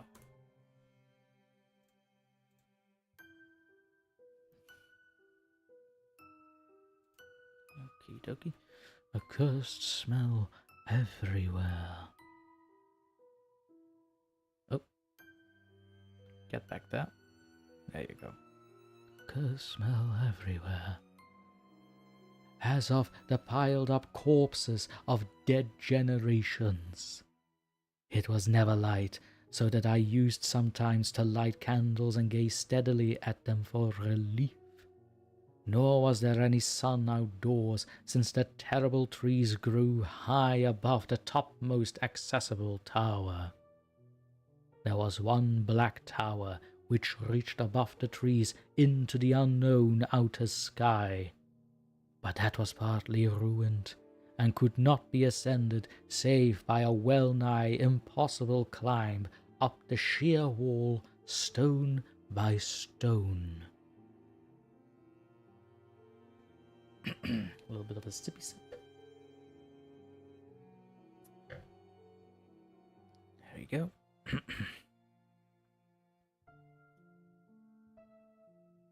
I must have lived years in this place, but I cannot measure the time. Beings must have cared for my needs, yet I cannot recall any person except myself, or anything alive but the noiseless rats and bats and spiders. I think that whoever nursed me must have been shockingly aged, since my first conception of a living person was that of something mockingly like myself, yet distorted, shriveled, and decaying like the castle. To me, there was nothing grotesque in the bones and skeletons that strewed some of the stone crypts deep down among the foundations. I fantastically associated these things with everyday events and thought them more natural than the colored pictures of living beings which I found in many of the moldy books. Alright, I got a little carried away there, but that's for future DrTorment to listen to and adjust if necessary.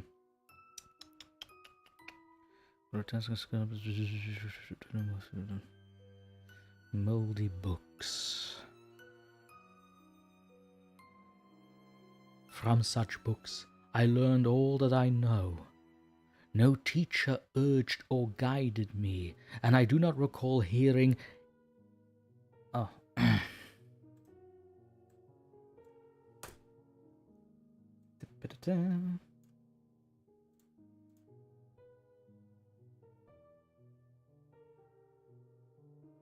I learned all that I know.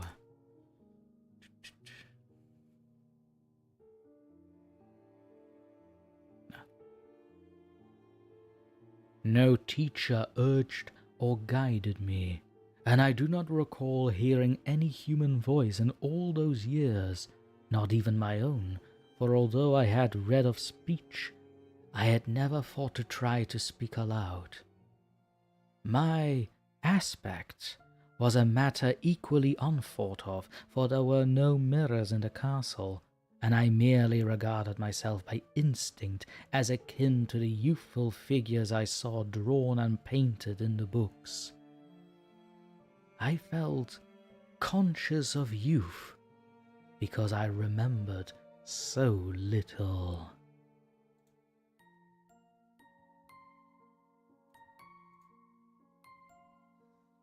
And the final little paragraph, and that's it for that. It's not a long paragraph, this one.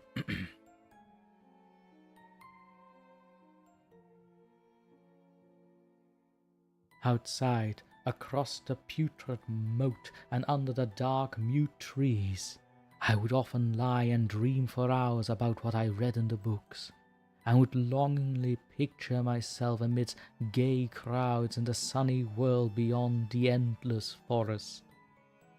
Once I tried to escape from the forest, but as I went farther from the castle, the shade grew denser and the air more filled with brooding fear, so that I ran frantically back, lest I lose my way in a labyrinth of nighted silence.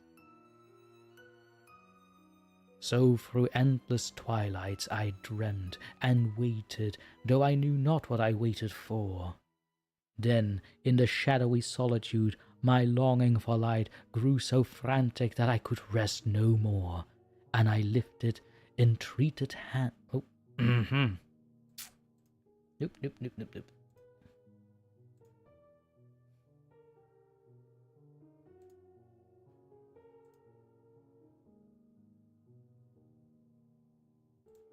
Yeah, that's the one from here. Begone with the foul error.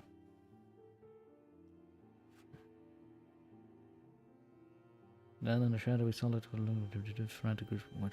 Ah, there we are.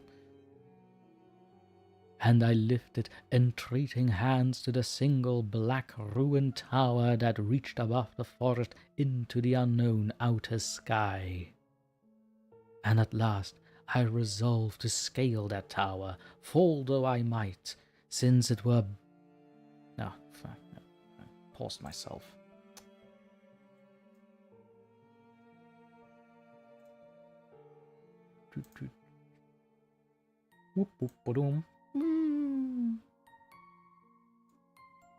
Don't ask me what that noise was.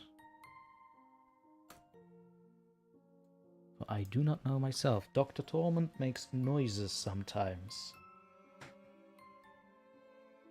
Jinxie. Oh, you're still on. I had to finish the salad. Ah, your elite salad, right? Haha. Pre-crash joke.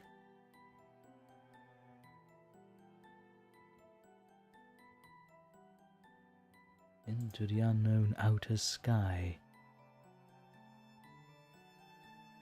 Into the unknown outer sky. And perish than to live without ever beholding day.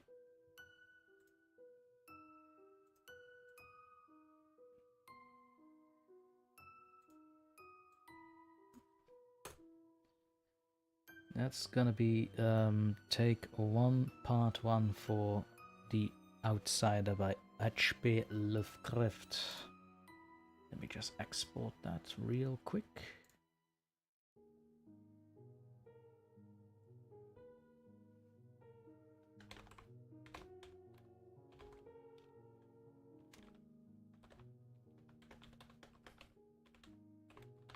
Lovecraft, The Outsider, 01.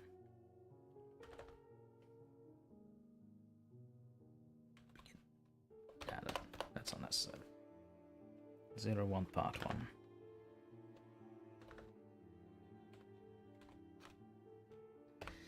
And one day I promise I will do a stream that will be basically a Lovecraft marathon. Because why not? But that said, that is when I have either a new drive that will not give me heart attacks like this one did.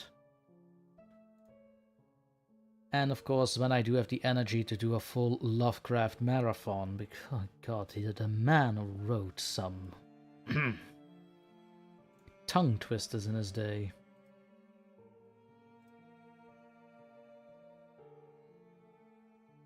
Where's my life?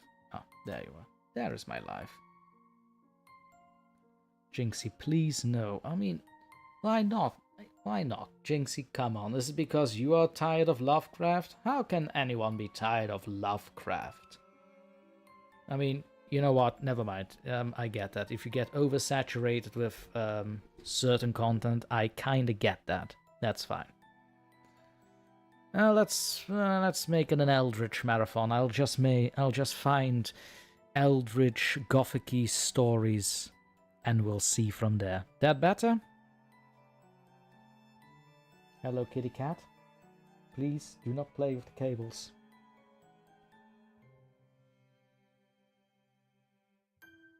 You panthless lady. Meow indeed. It's like sci-fi fantasy and I don't like Jinxie. How dare you?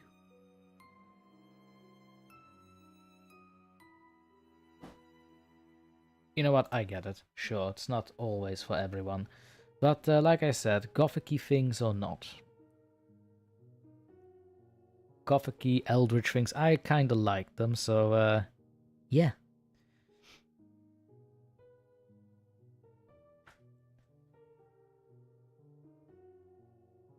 Madam, please do not do anything with the cables. I beg you. I've had enough heart attacks for one stream.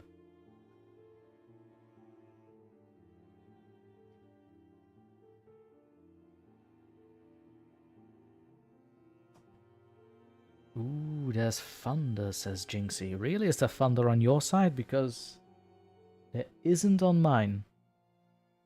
Although you might be hearing the rumblings of my black cat here. Yes, you.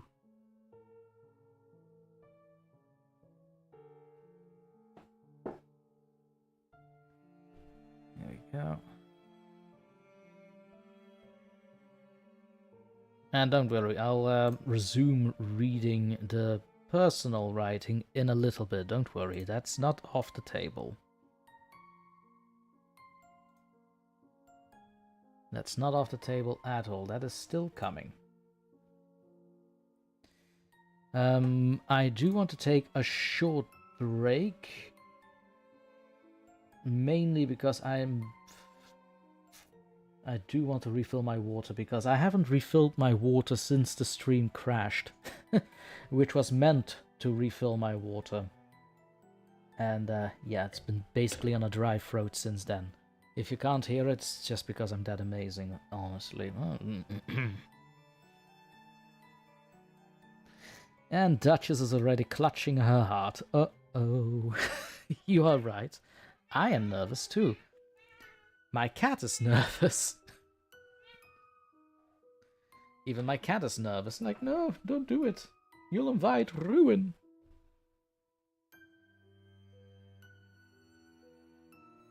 Ah, on Jinxie's side. It's been hot for a few days, which usually means a thunderstorm a while later. And no, Jinxie, not your cat, mine.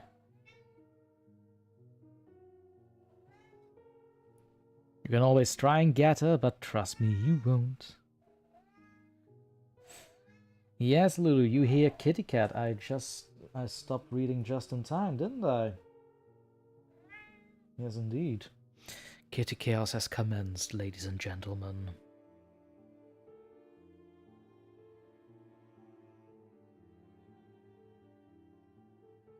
And don't worry, for people that are on the Discord, there will be new kitty pictures coming up soon. Because I should be making a lot more. Or at least a few more. I only have 400 pictures in one album. And those are the ones I saved in one album. There are a lot more that I haven't saved. I really have to screen my phone for that. Don't I? And no, it's not the princess. It's the sister. It's the sister, the Black Shadow Warrior. Oh, by the way, her name is Eve. And with that said, I'm going to issue in that 5-minute break now. And for the love of God, if something goes wrong now, I'm gonna throw the desk. Here we go. And I'll see you all on the flip side, where I will be reading some of my own writings. Oh well, one last writing of my own. See you then.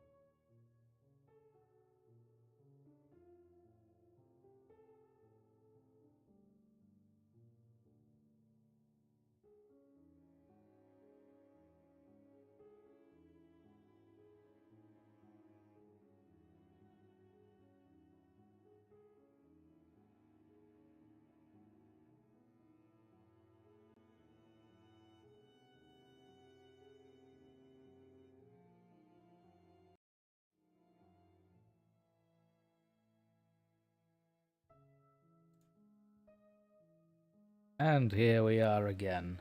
Break over. I didn't want to leave anything to chance this time. Nothing went black. I am so happy. I'm a happy little doctor. Now let me have a little look at the time now. Okie dokie. So after this reading of my own, sometime after that we will end the stream. I do not want to what's the word? I do not want to cross the timing with Lady Spookaria's stream, so that everyone can go after this stream over to hers. With a little time in between, so a little bit of a break of for yourselves, you know, for sticking with me and this silly little stream that has been veering one way and another. It's been a fun ride, this one, hasn't it? It's been a fun ride.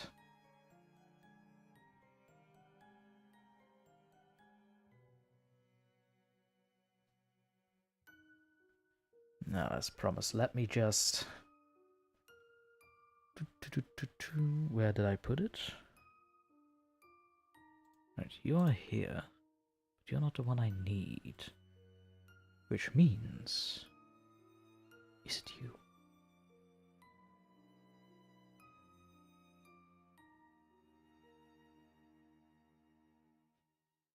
Here we are. Is this the one I wanted to read? Yes, it is.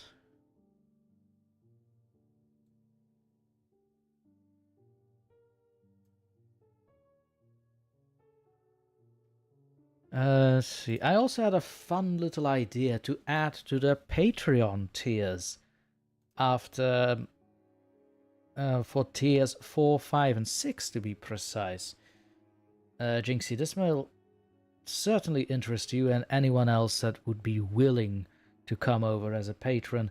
Very simple. If you are, and this is just an idea that I'm floating around here. This is not something that is set in stone, but still. So let's say that you're a Patreon in tier 4, 5, 6. One of the later tiers, if you will. Let's say people in those tiers, we can, on Discord, on Google Meet, doesn't matter, we can have little private hangouts of our own, where we can discuss or even watch shows with each other. How's that sound? Is that something I could put on the Patreon? Do you think that's Patreon worthy? And of course, for tiers 5 and 6, I was considering that they can at one point also be a guest on live streams. Again, nothing set in stone, but just little funny little ideas I'm having right now while I was having the break. Where's my water? I came back with my water, didn't I? Ah, there it is. But say another break just to get me my water.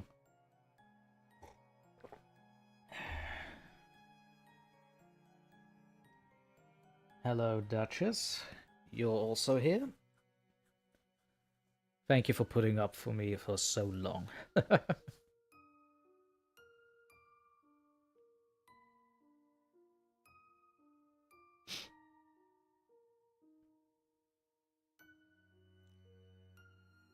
So yes, those are just little musings that I had on Patreon. I might put it on Discord as well as a sort of poll. Cindy says, I'm back, baby. Well, welcome back, baby. Jinxie. Ooh, a hangout. Where you can watch me make mayo carbon. You heretic! Mayo carbon. Heretic! You foul! Shame! Where's my belt? I had belts. Never mind, I'm not gonna get up now. Foul! Ew! Jinxie, are you sure you're not just a Canadian gremlin, but you may be also a Canadian goose in disguise? Mayo carbonara. Oh, I can already feel my grandparents moving in their graves. Oh god, I'm already squirming in my seat.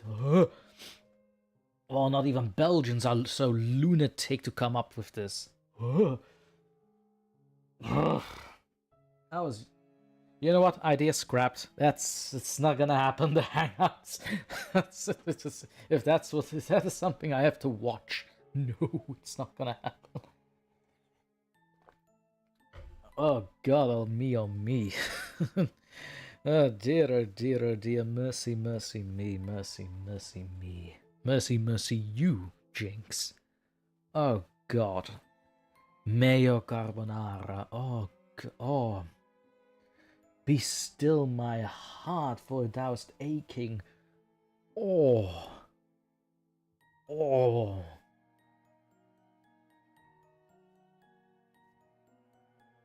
The ultimate form of torment. I torment the tormentor. When was I known as the tormentor? Where's this coming from?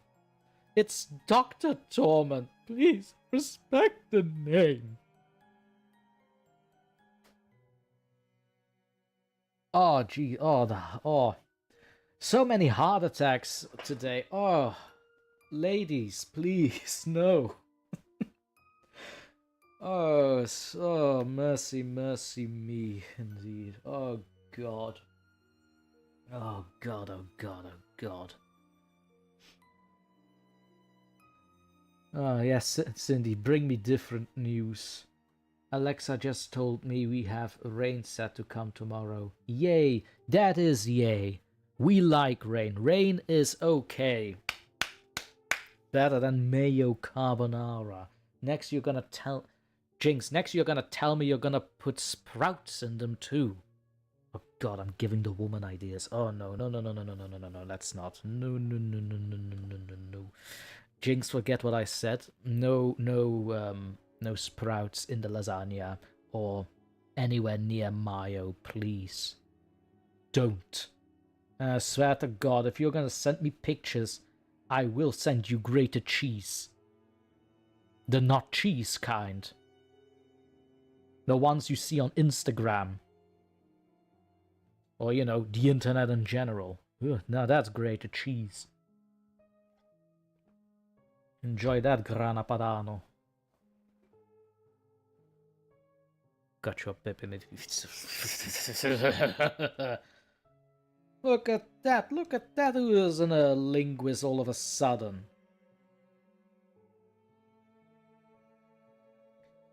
Yeah, testa cavala, minghia. Oh, be still my Italian heart.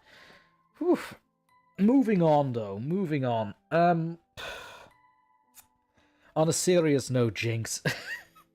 Jinxie, on a serious note, because you are a patron member, the first patron member of the channel, correction on my end, and also, yes, so basically, the later tiers meant for hangouts, show watching, private hangouts, you know, that kind of stuff. Do you think that is worth to put on the end tiers? That would be tiers 4, 5, and 6. Do you think that's worth it to put in there as a little bit of extra? And by the way, the hangouts can be everything. Like, we can talk about mundane stuff. We can talk about, I don't know, our favorite books, writing, movies. It doesn't really matter. It can be anything. I love it. I think you should do a story in Italian, says Duchess of Darkness. No.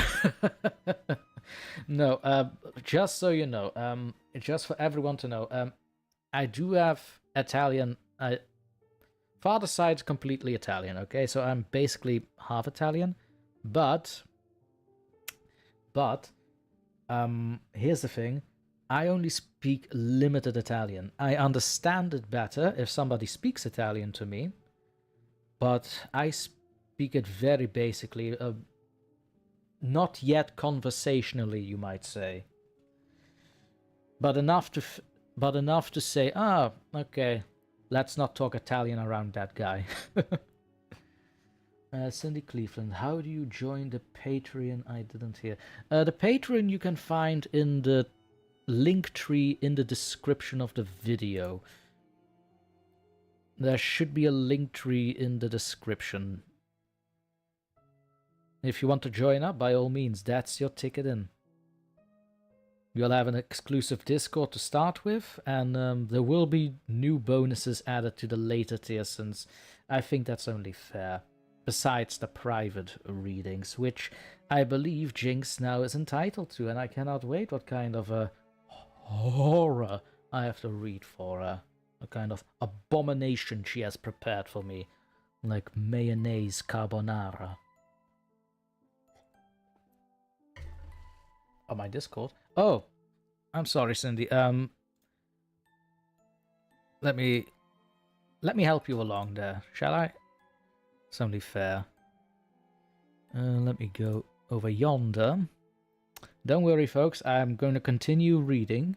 That's still going to happen.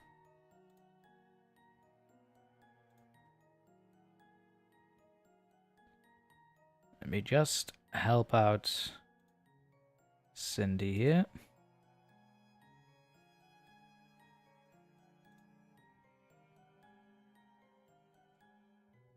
What the hell is playing? Oh, God. Soundtracks.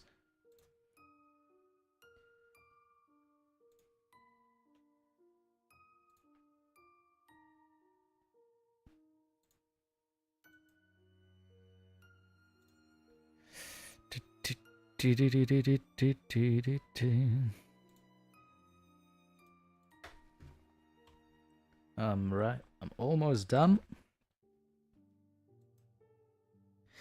Cindy, I'm going to send you a private message with the link in. Oh, that's not... That's the wrong link. Oh. Because what else can go wrong today, I wonder to myself.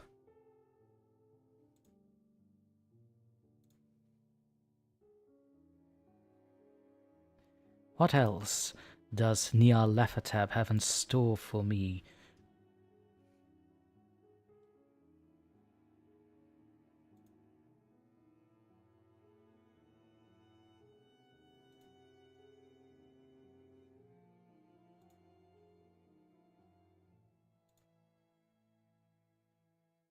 So as I said, Cindy, I'm going to send you a private message on Discord, so that's easier. Here you go.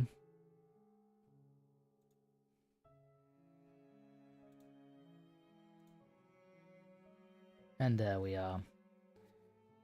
Yes, Cindy. What I meant with I'm already a member in your Discord. Yes, you are. You are a how to say it, a normal member. But if you are in the Patreon, so the patrons have their own little section in Discord. So whenever I post a video, it'll be on Patreon first before it is on YouTube.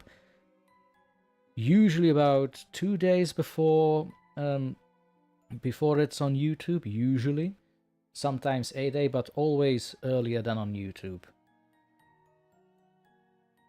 Is everybody going to speak Italian now? Oh my god, Duchess.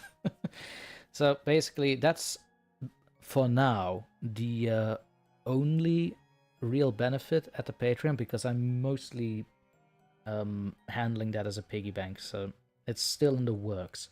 But I am working on Patreon and member exclusive content as well.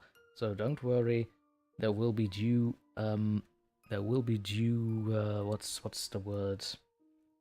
Due content for patrons and members.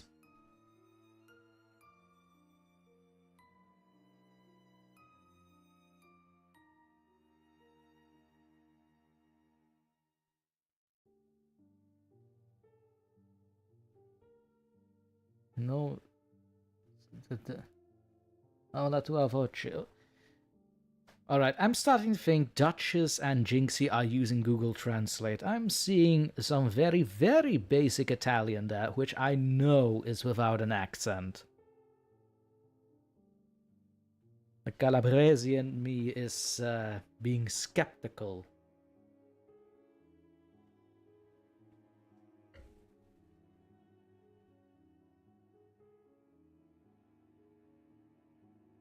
Oh, wait. Sorry, Jinxie. That's... Oh, that's a... Oh, my God, that's a dish. Oh, God. Sorry. Oh, God. I'm so much reeling from today. God. Apologies, Jinxie. Still sure that Duchess is using Google Translate, though.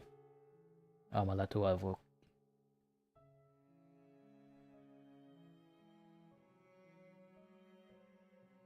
I mean, I don't mind. I like my voice too, Duchess, but... You know, I'm a very humble person.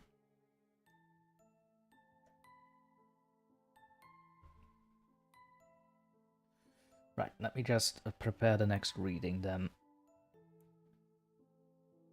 Should be prepared already. Ah, there it is.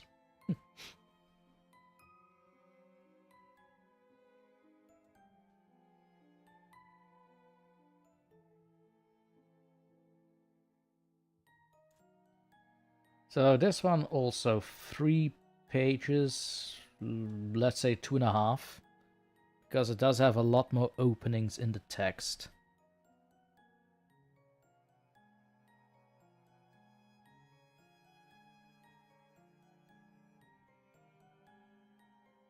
Brava, Docina, brava. Like I said, I don't speak it conversationally.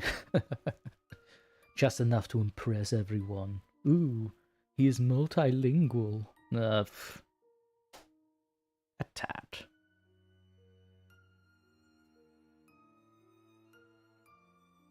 Madam, I swear, do not play with the hard desk. This is the princess that is now sitting on my lap, by the way, Duchess. And Lulu, the little princess that was singing during the first stream with the tricolore pattern on her. A little calico. Aber natürlich, wir wissen nicht, dass ich Deutsch spreche, aber wir sehen nicht Deutschen spreche, wir sind Englischen spreche. Ja, verdammt, es ist nicht in ein Deutsch.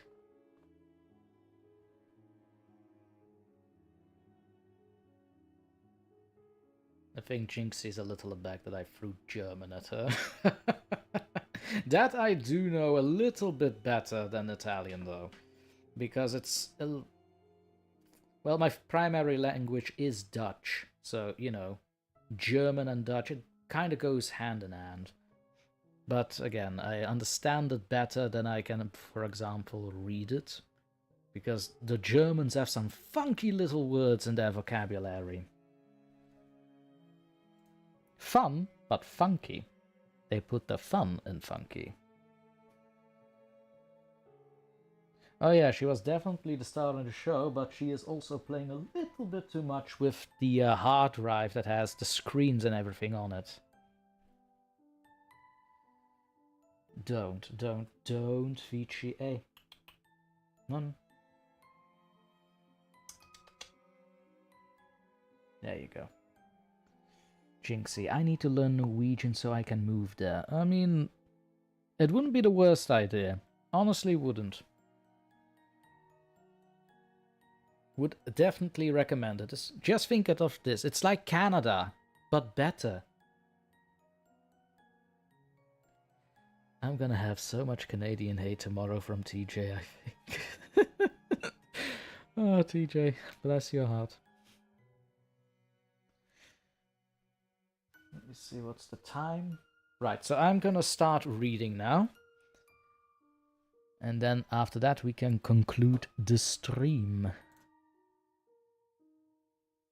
Nah, Canada's awful now. I mean, it's Canada, Jinxie. What did you expect?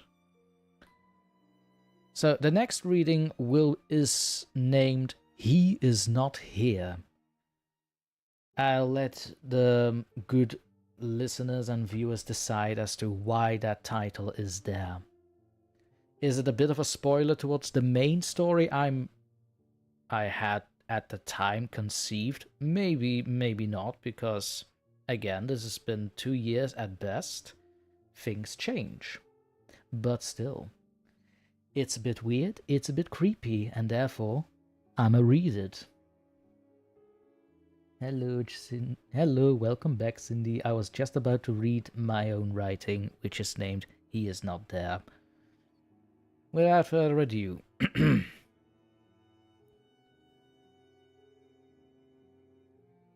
often said by parents, monsters are nothing but fantasy. Untrue fears manifested by some vague shape in the corner of a room, or their dreams running rampant by anxious thoughts. Throughout time, children manifest their fear in a way that their undeveloped little minds can make sense of. Many mages try to unlock the potential of their youth through a wide array of experiments, none too invasive, as distrust for these learned people was still looming over them like a shadow from a cruel age. During the reign of King Calum, the last experiments were held involving the perceptions of unseen things in the world.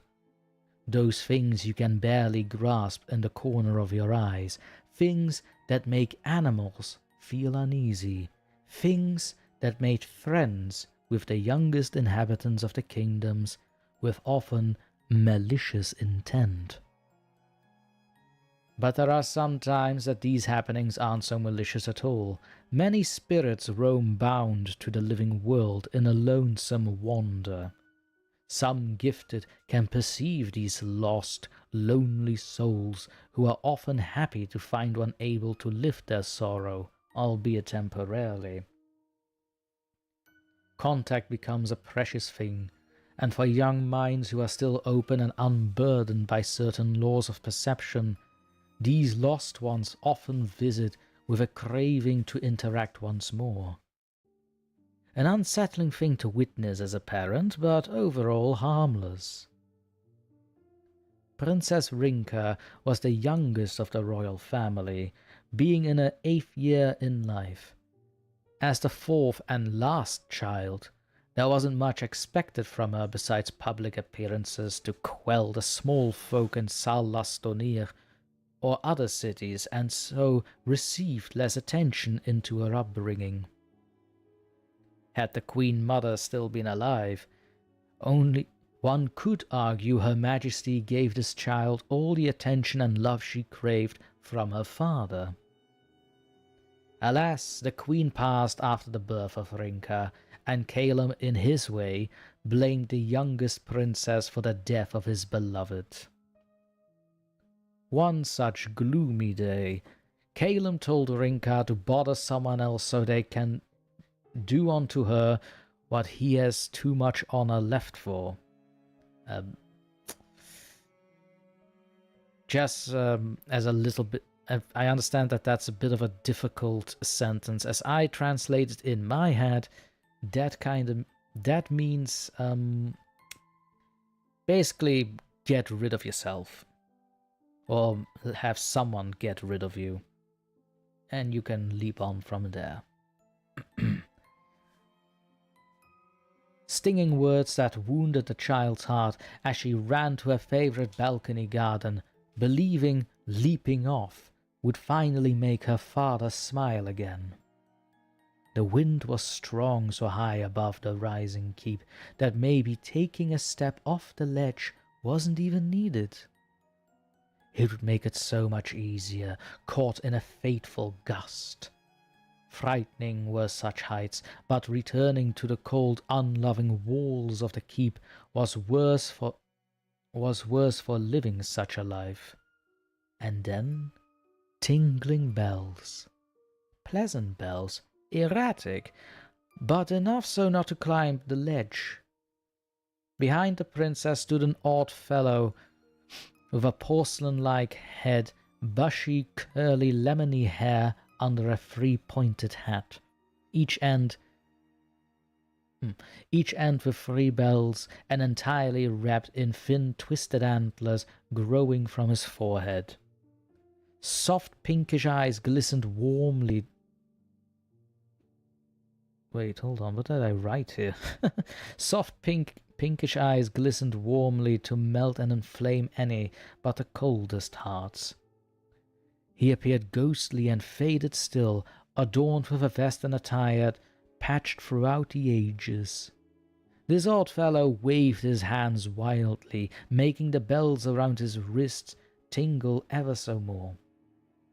Asking where he came from, the odd fellow gestured to his mouth and made movements like he was trying to fish something out of there. He could not speak, so he talked with his hands instead.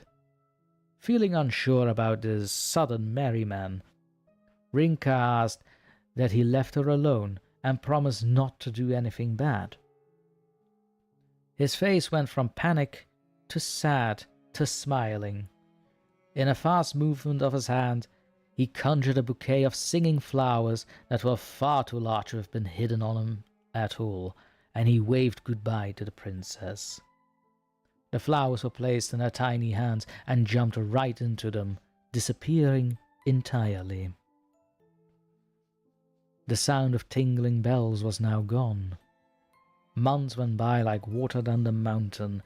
Every day stung Rinka with resentment towards her father. Yet there stood her new friend that no one could see or hear. Since they met on the balcony, he always came when Rinka's sorrow was highest and lifted it with gifts of candy and magic tricks. Wishing to speak to him, she once asked the teacher to speak with her hands as well, which made the jester so happy he double-flipped in the air and got his puffy pants stuck on the high chandelier above, releasing himself only to land with a flat face to the grounds below.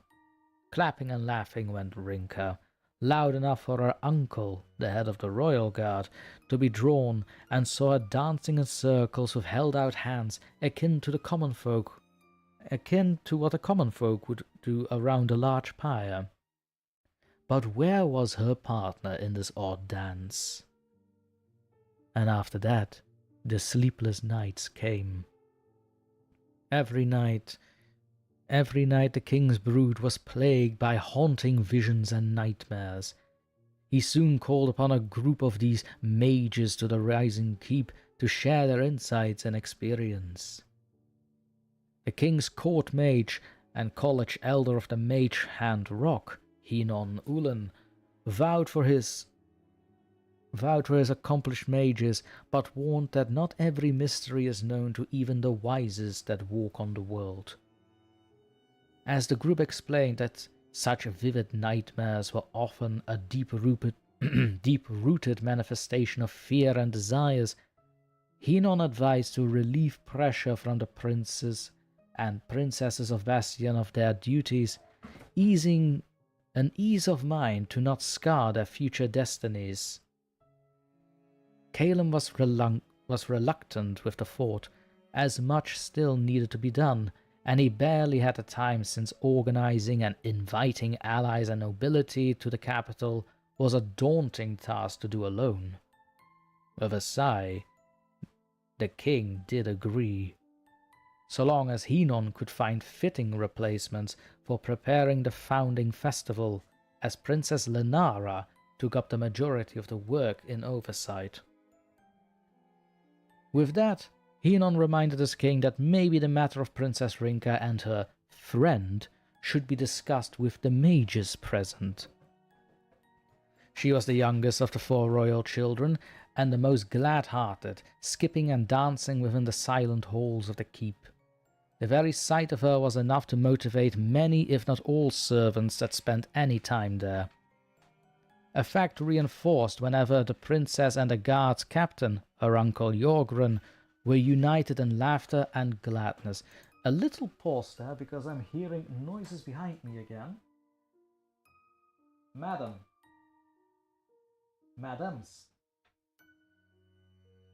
Girls, what are we doing?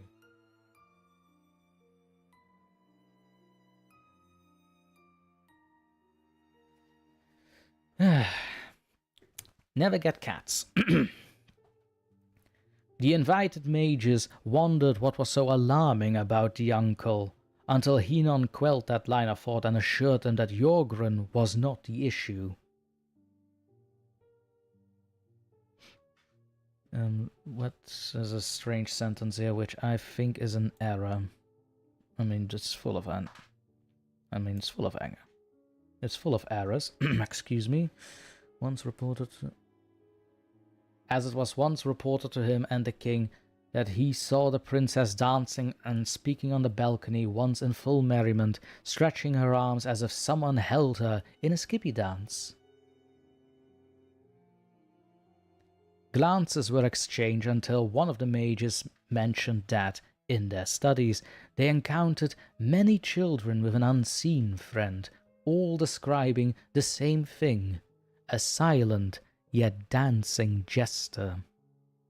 Most of these reports said it was a harmless apparition appearing before children in a time of loneliness, and after which they were more than happy to go on with their lives.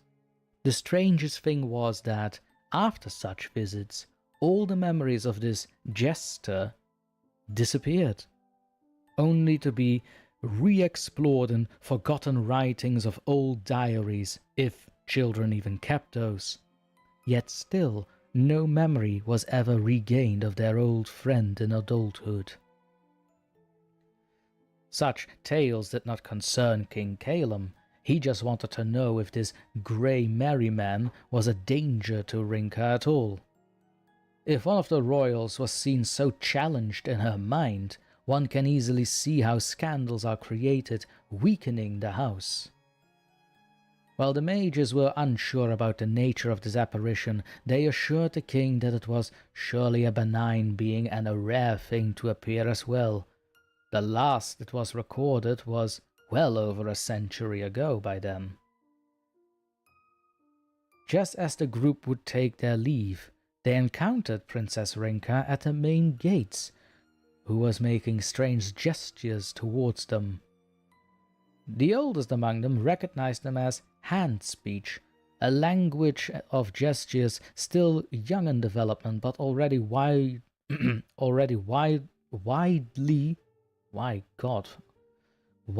used among the deaf and whose tongues are stricken with silence since birth. An unusual sight to behold in these parts of Bastion, however. Some were almost certain to have seen a glint of pink flash in her eyes when turning her short-haired head to leave the group alone. It was an odd and eerie encounter, and they decided to inform Henon of it, who promised to let them know if something arose from it. All the way returning to the college, the group felt watched, and some became jumpy at the sight of cats appearing and staring as they woke up in the mornings.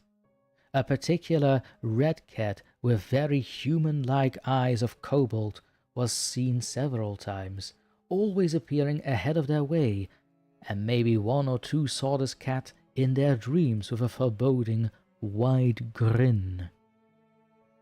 It was only in the presumed safety of the Mage Hand Rock College that the eldest figured out what the princess gestured in Salastonia.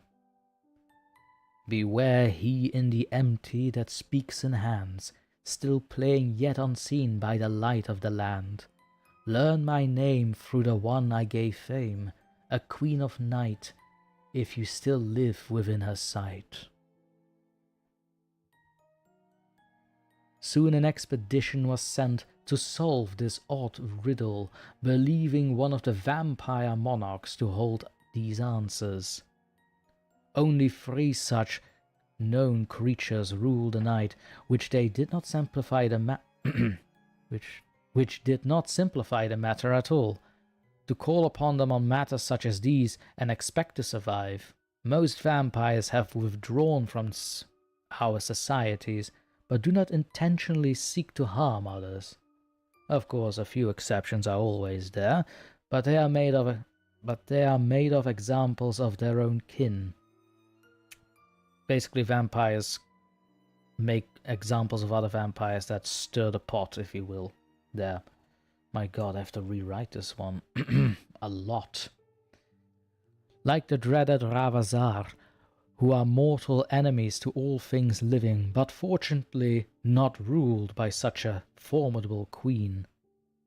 Of all secretive things within the vampire clans is the knowledge of their monarch held in supreme regard, discussed only amongst the oldest of their number, and even then not often, as it draws their king or queen near with annoyance and ire. All mages that had since left the rock in this expedition have been reported missing within mere weeks after the translation of the one who speaks in hands. And that's it. He is not here, by yours truly. Lots of errors. I do need to re-edit this one. I do not know why this is in the re-edited folder, but could be better. I'm saying for myself, could be better, could have been better, but as it is, it's well enough. Sip it a sip.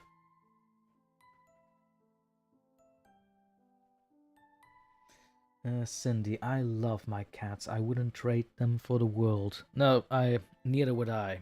Neither would I. Don't worry about it. I was just joking. Lulu, I love cats. I mean, I love cats too, Lulu. Don't worry about it. I love my cats as well. If it sounds like I don't, trust me, it's just a joke. It's only in jest. Oh, what was that? Weird noises happening in the living room.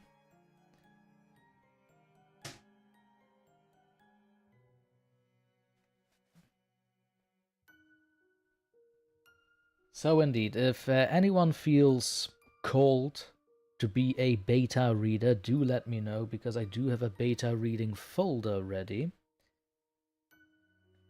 which is a lot better handled than whatever I was reading. We know you love your cats. Oh, thank you, Lulu. Thank you. I love my cats very much. Would have been lonely here otherwise.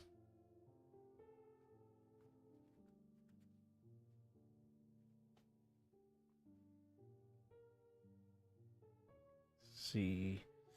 But with that said, ladies and gentlemen. Oh, hold on. Cindy, someone was telling about doing something like that. I need to get a part-time job.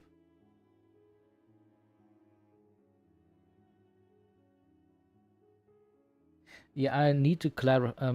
Cindy, you are, I think, talking about the beta reading, right? So here's the thing. At the moment, I do not have a budget. I'm afraid I don't. I really don't. So it would basically be more of a out of a spirit of volunteership, if you will. But if you'd rather not, I completely understand. If you'd rather be paid, I mean, I'd rather want to be paid as well if I'm going to be criticizing another man's work or another woman's.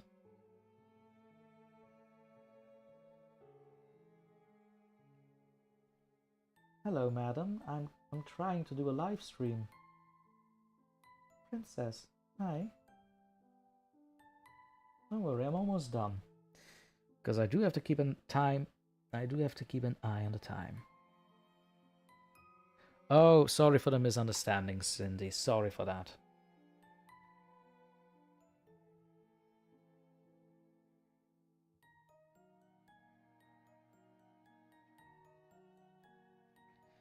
You don't know how to go about with it. To be honest, neither do I. I wish I could help you with that, but unfortunately I'm a bit unlearned about how to proceed with that, unfortunately. Hello, kitty cat. I'm almost done. But, ladies and gentlemen, with that said, I think it is about time we are going to end this live stream, which has been one hell of a ride. A little more hectic than I would have liked, but here we are. We made it. We made it, and it hasn't been a second crash. Huzzah! Okay, alright, I got you, Cindy. Got it. As I was saying, it's about time that we are going to end the live stream, because... but if you're still in a live stream mood, be sure to visit Lady Spookaria's live stream, which will start in about 14 minutes from now. If you like what you've heard today, if you want to have more content and live streams like this one, well, not exactly like this one, but still live streams in the future, be sure to leave a like, comment, and subscribe. Go ahead and visit the link tree in the description below. Support the asylum. And remember, don't fall asleep ever.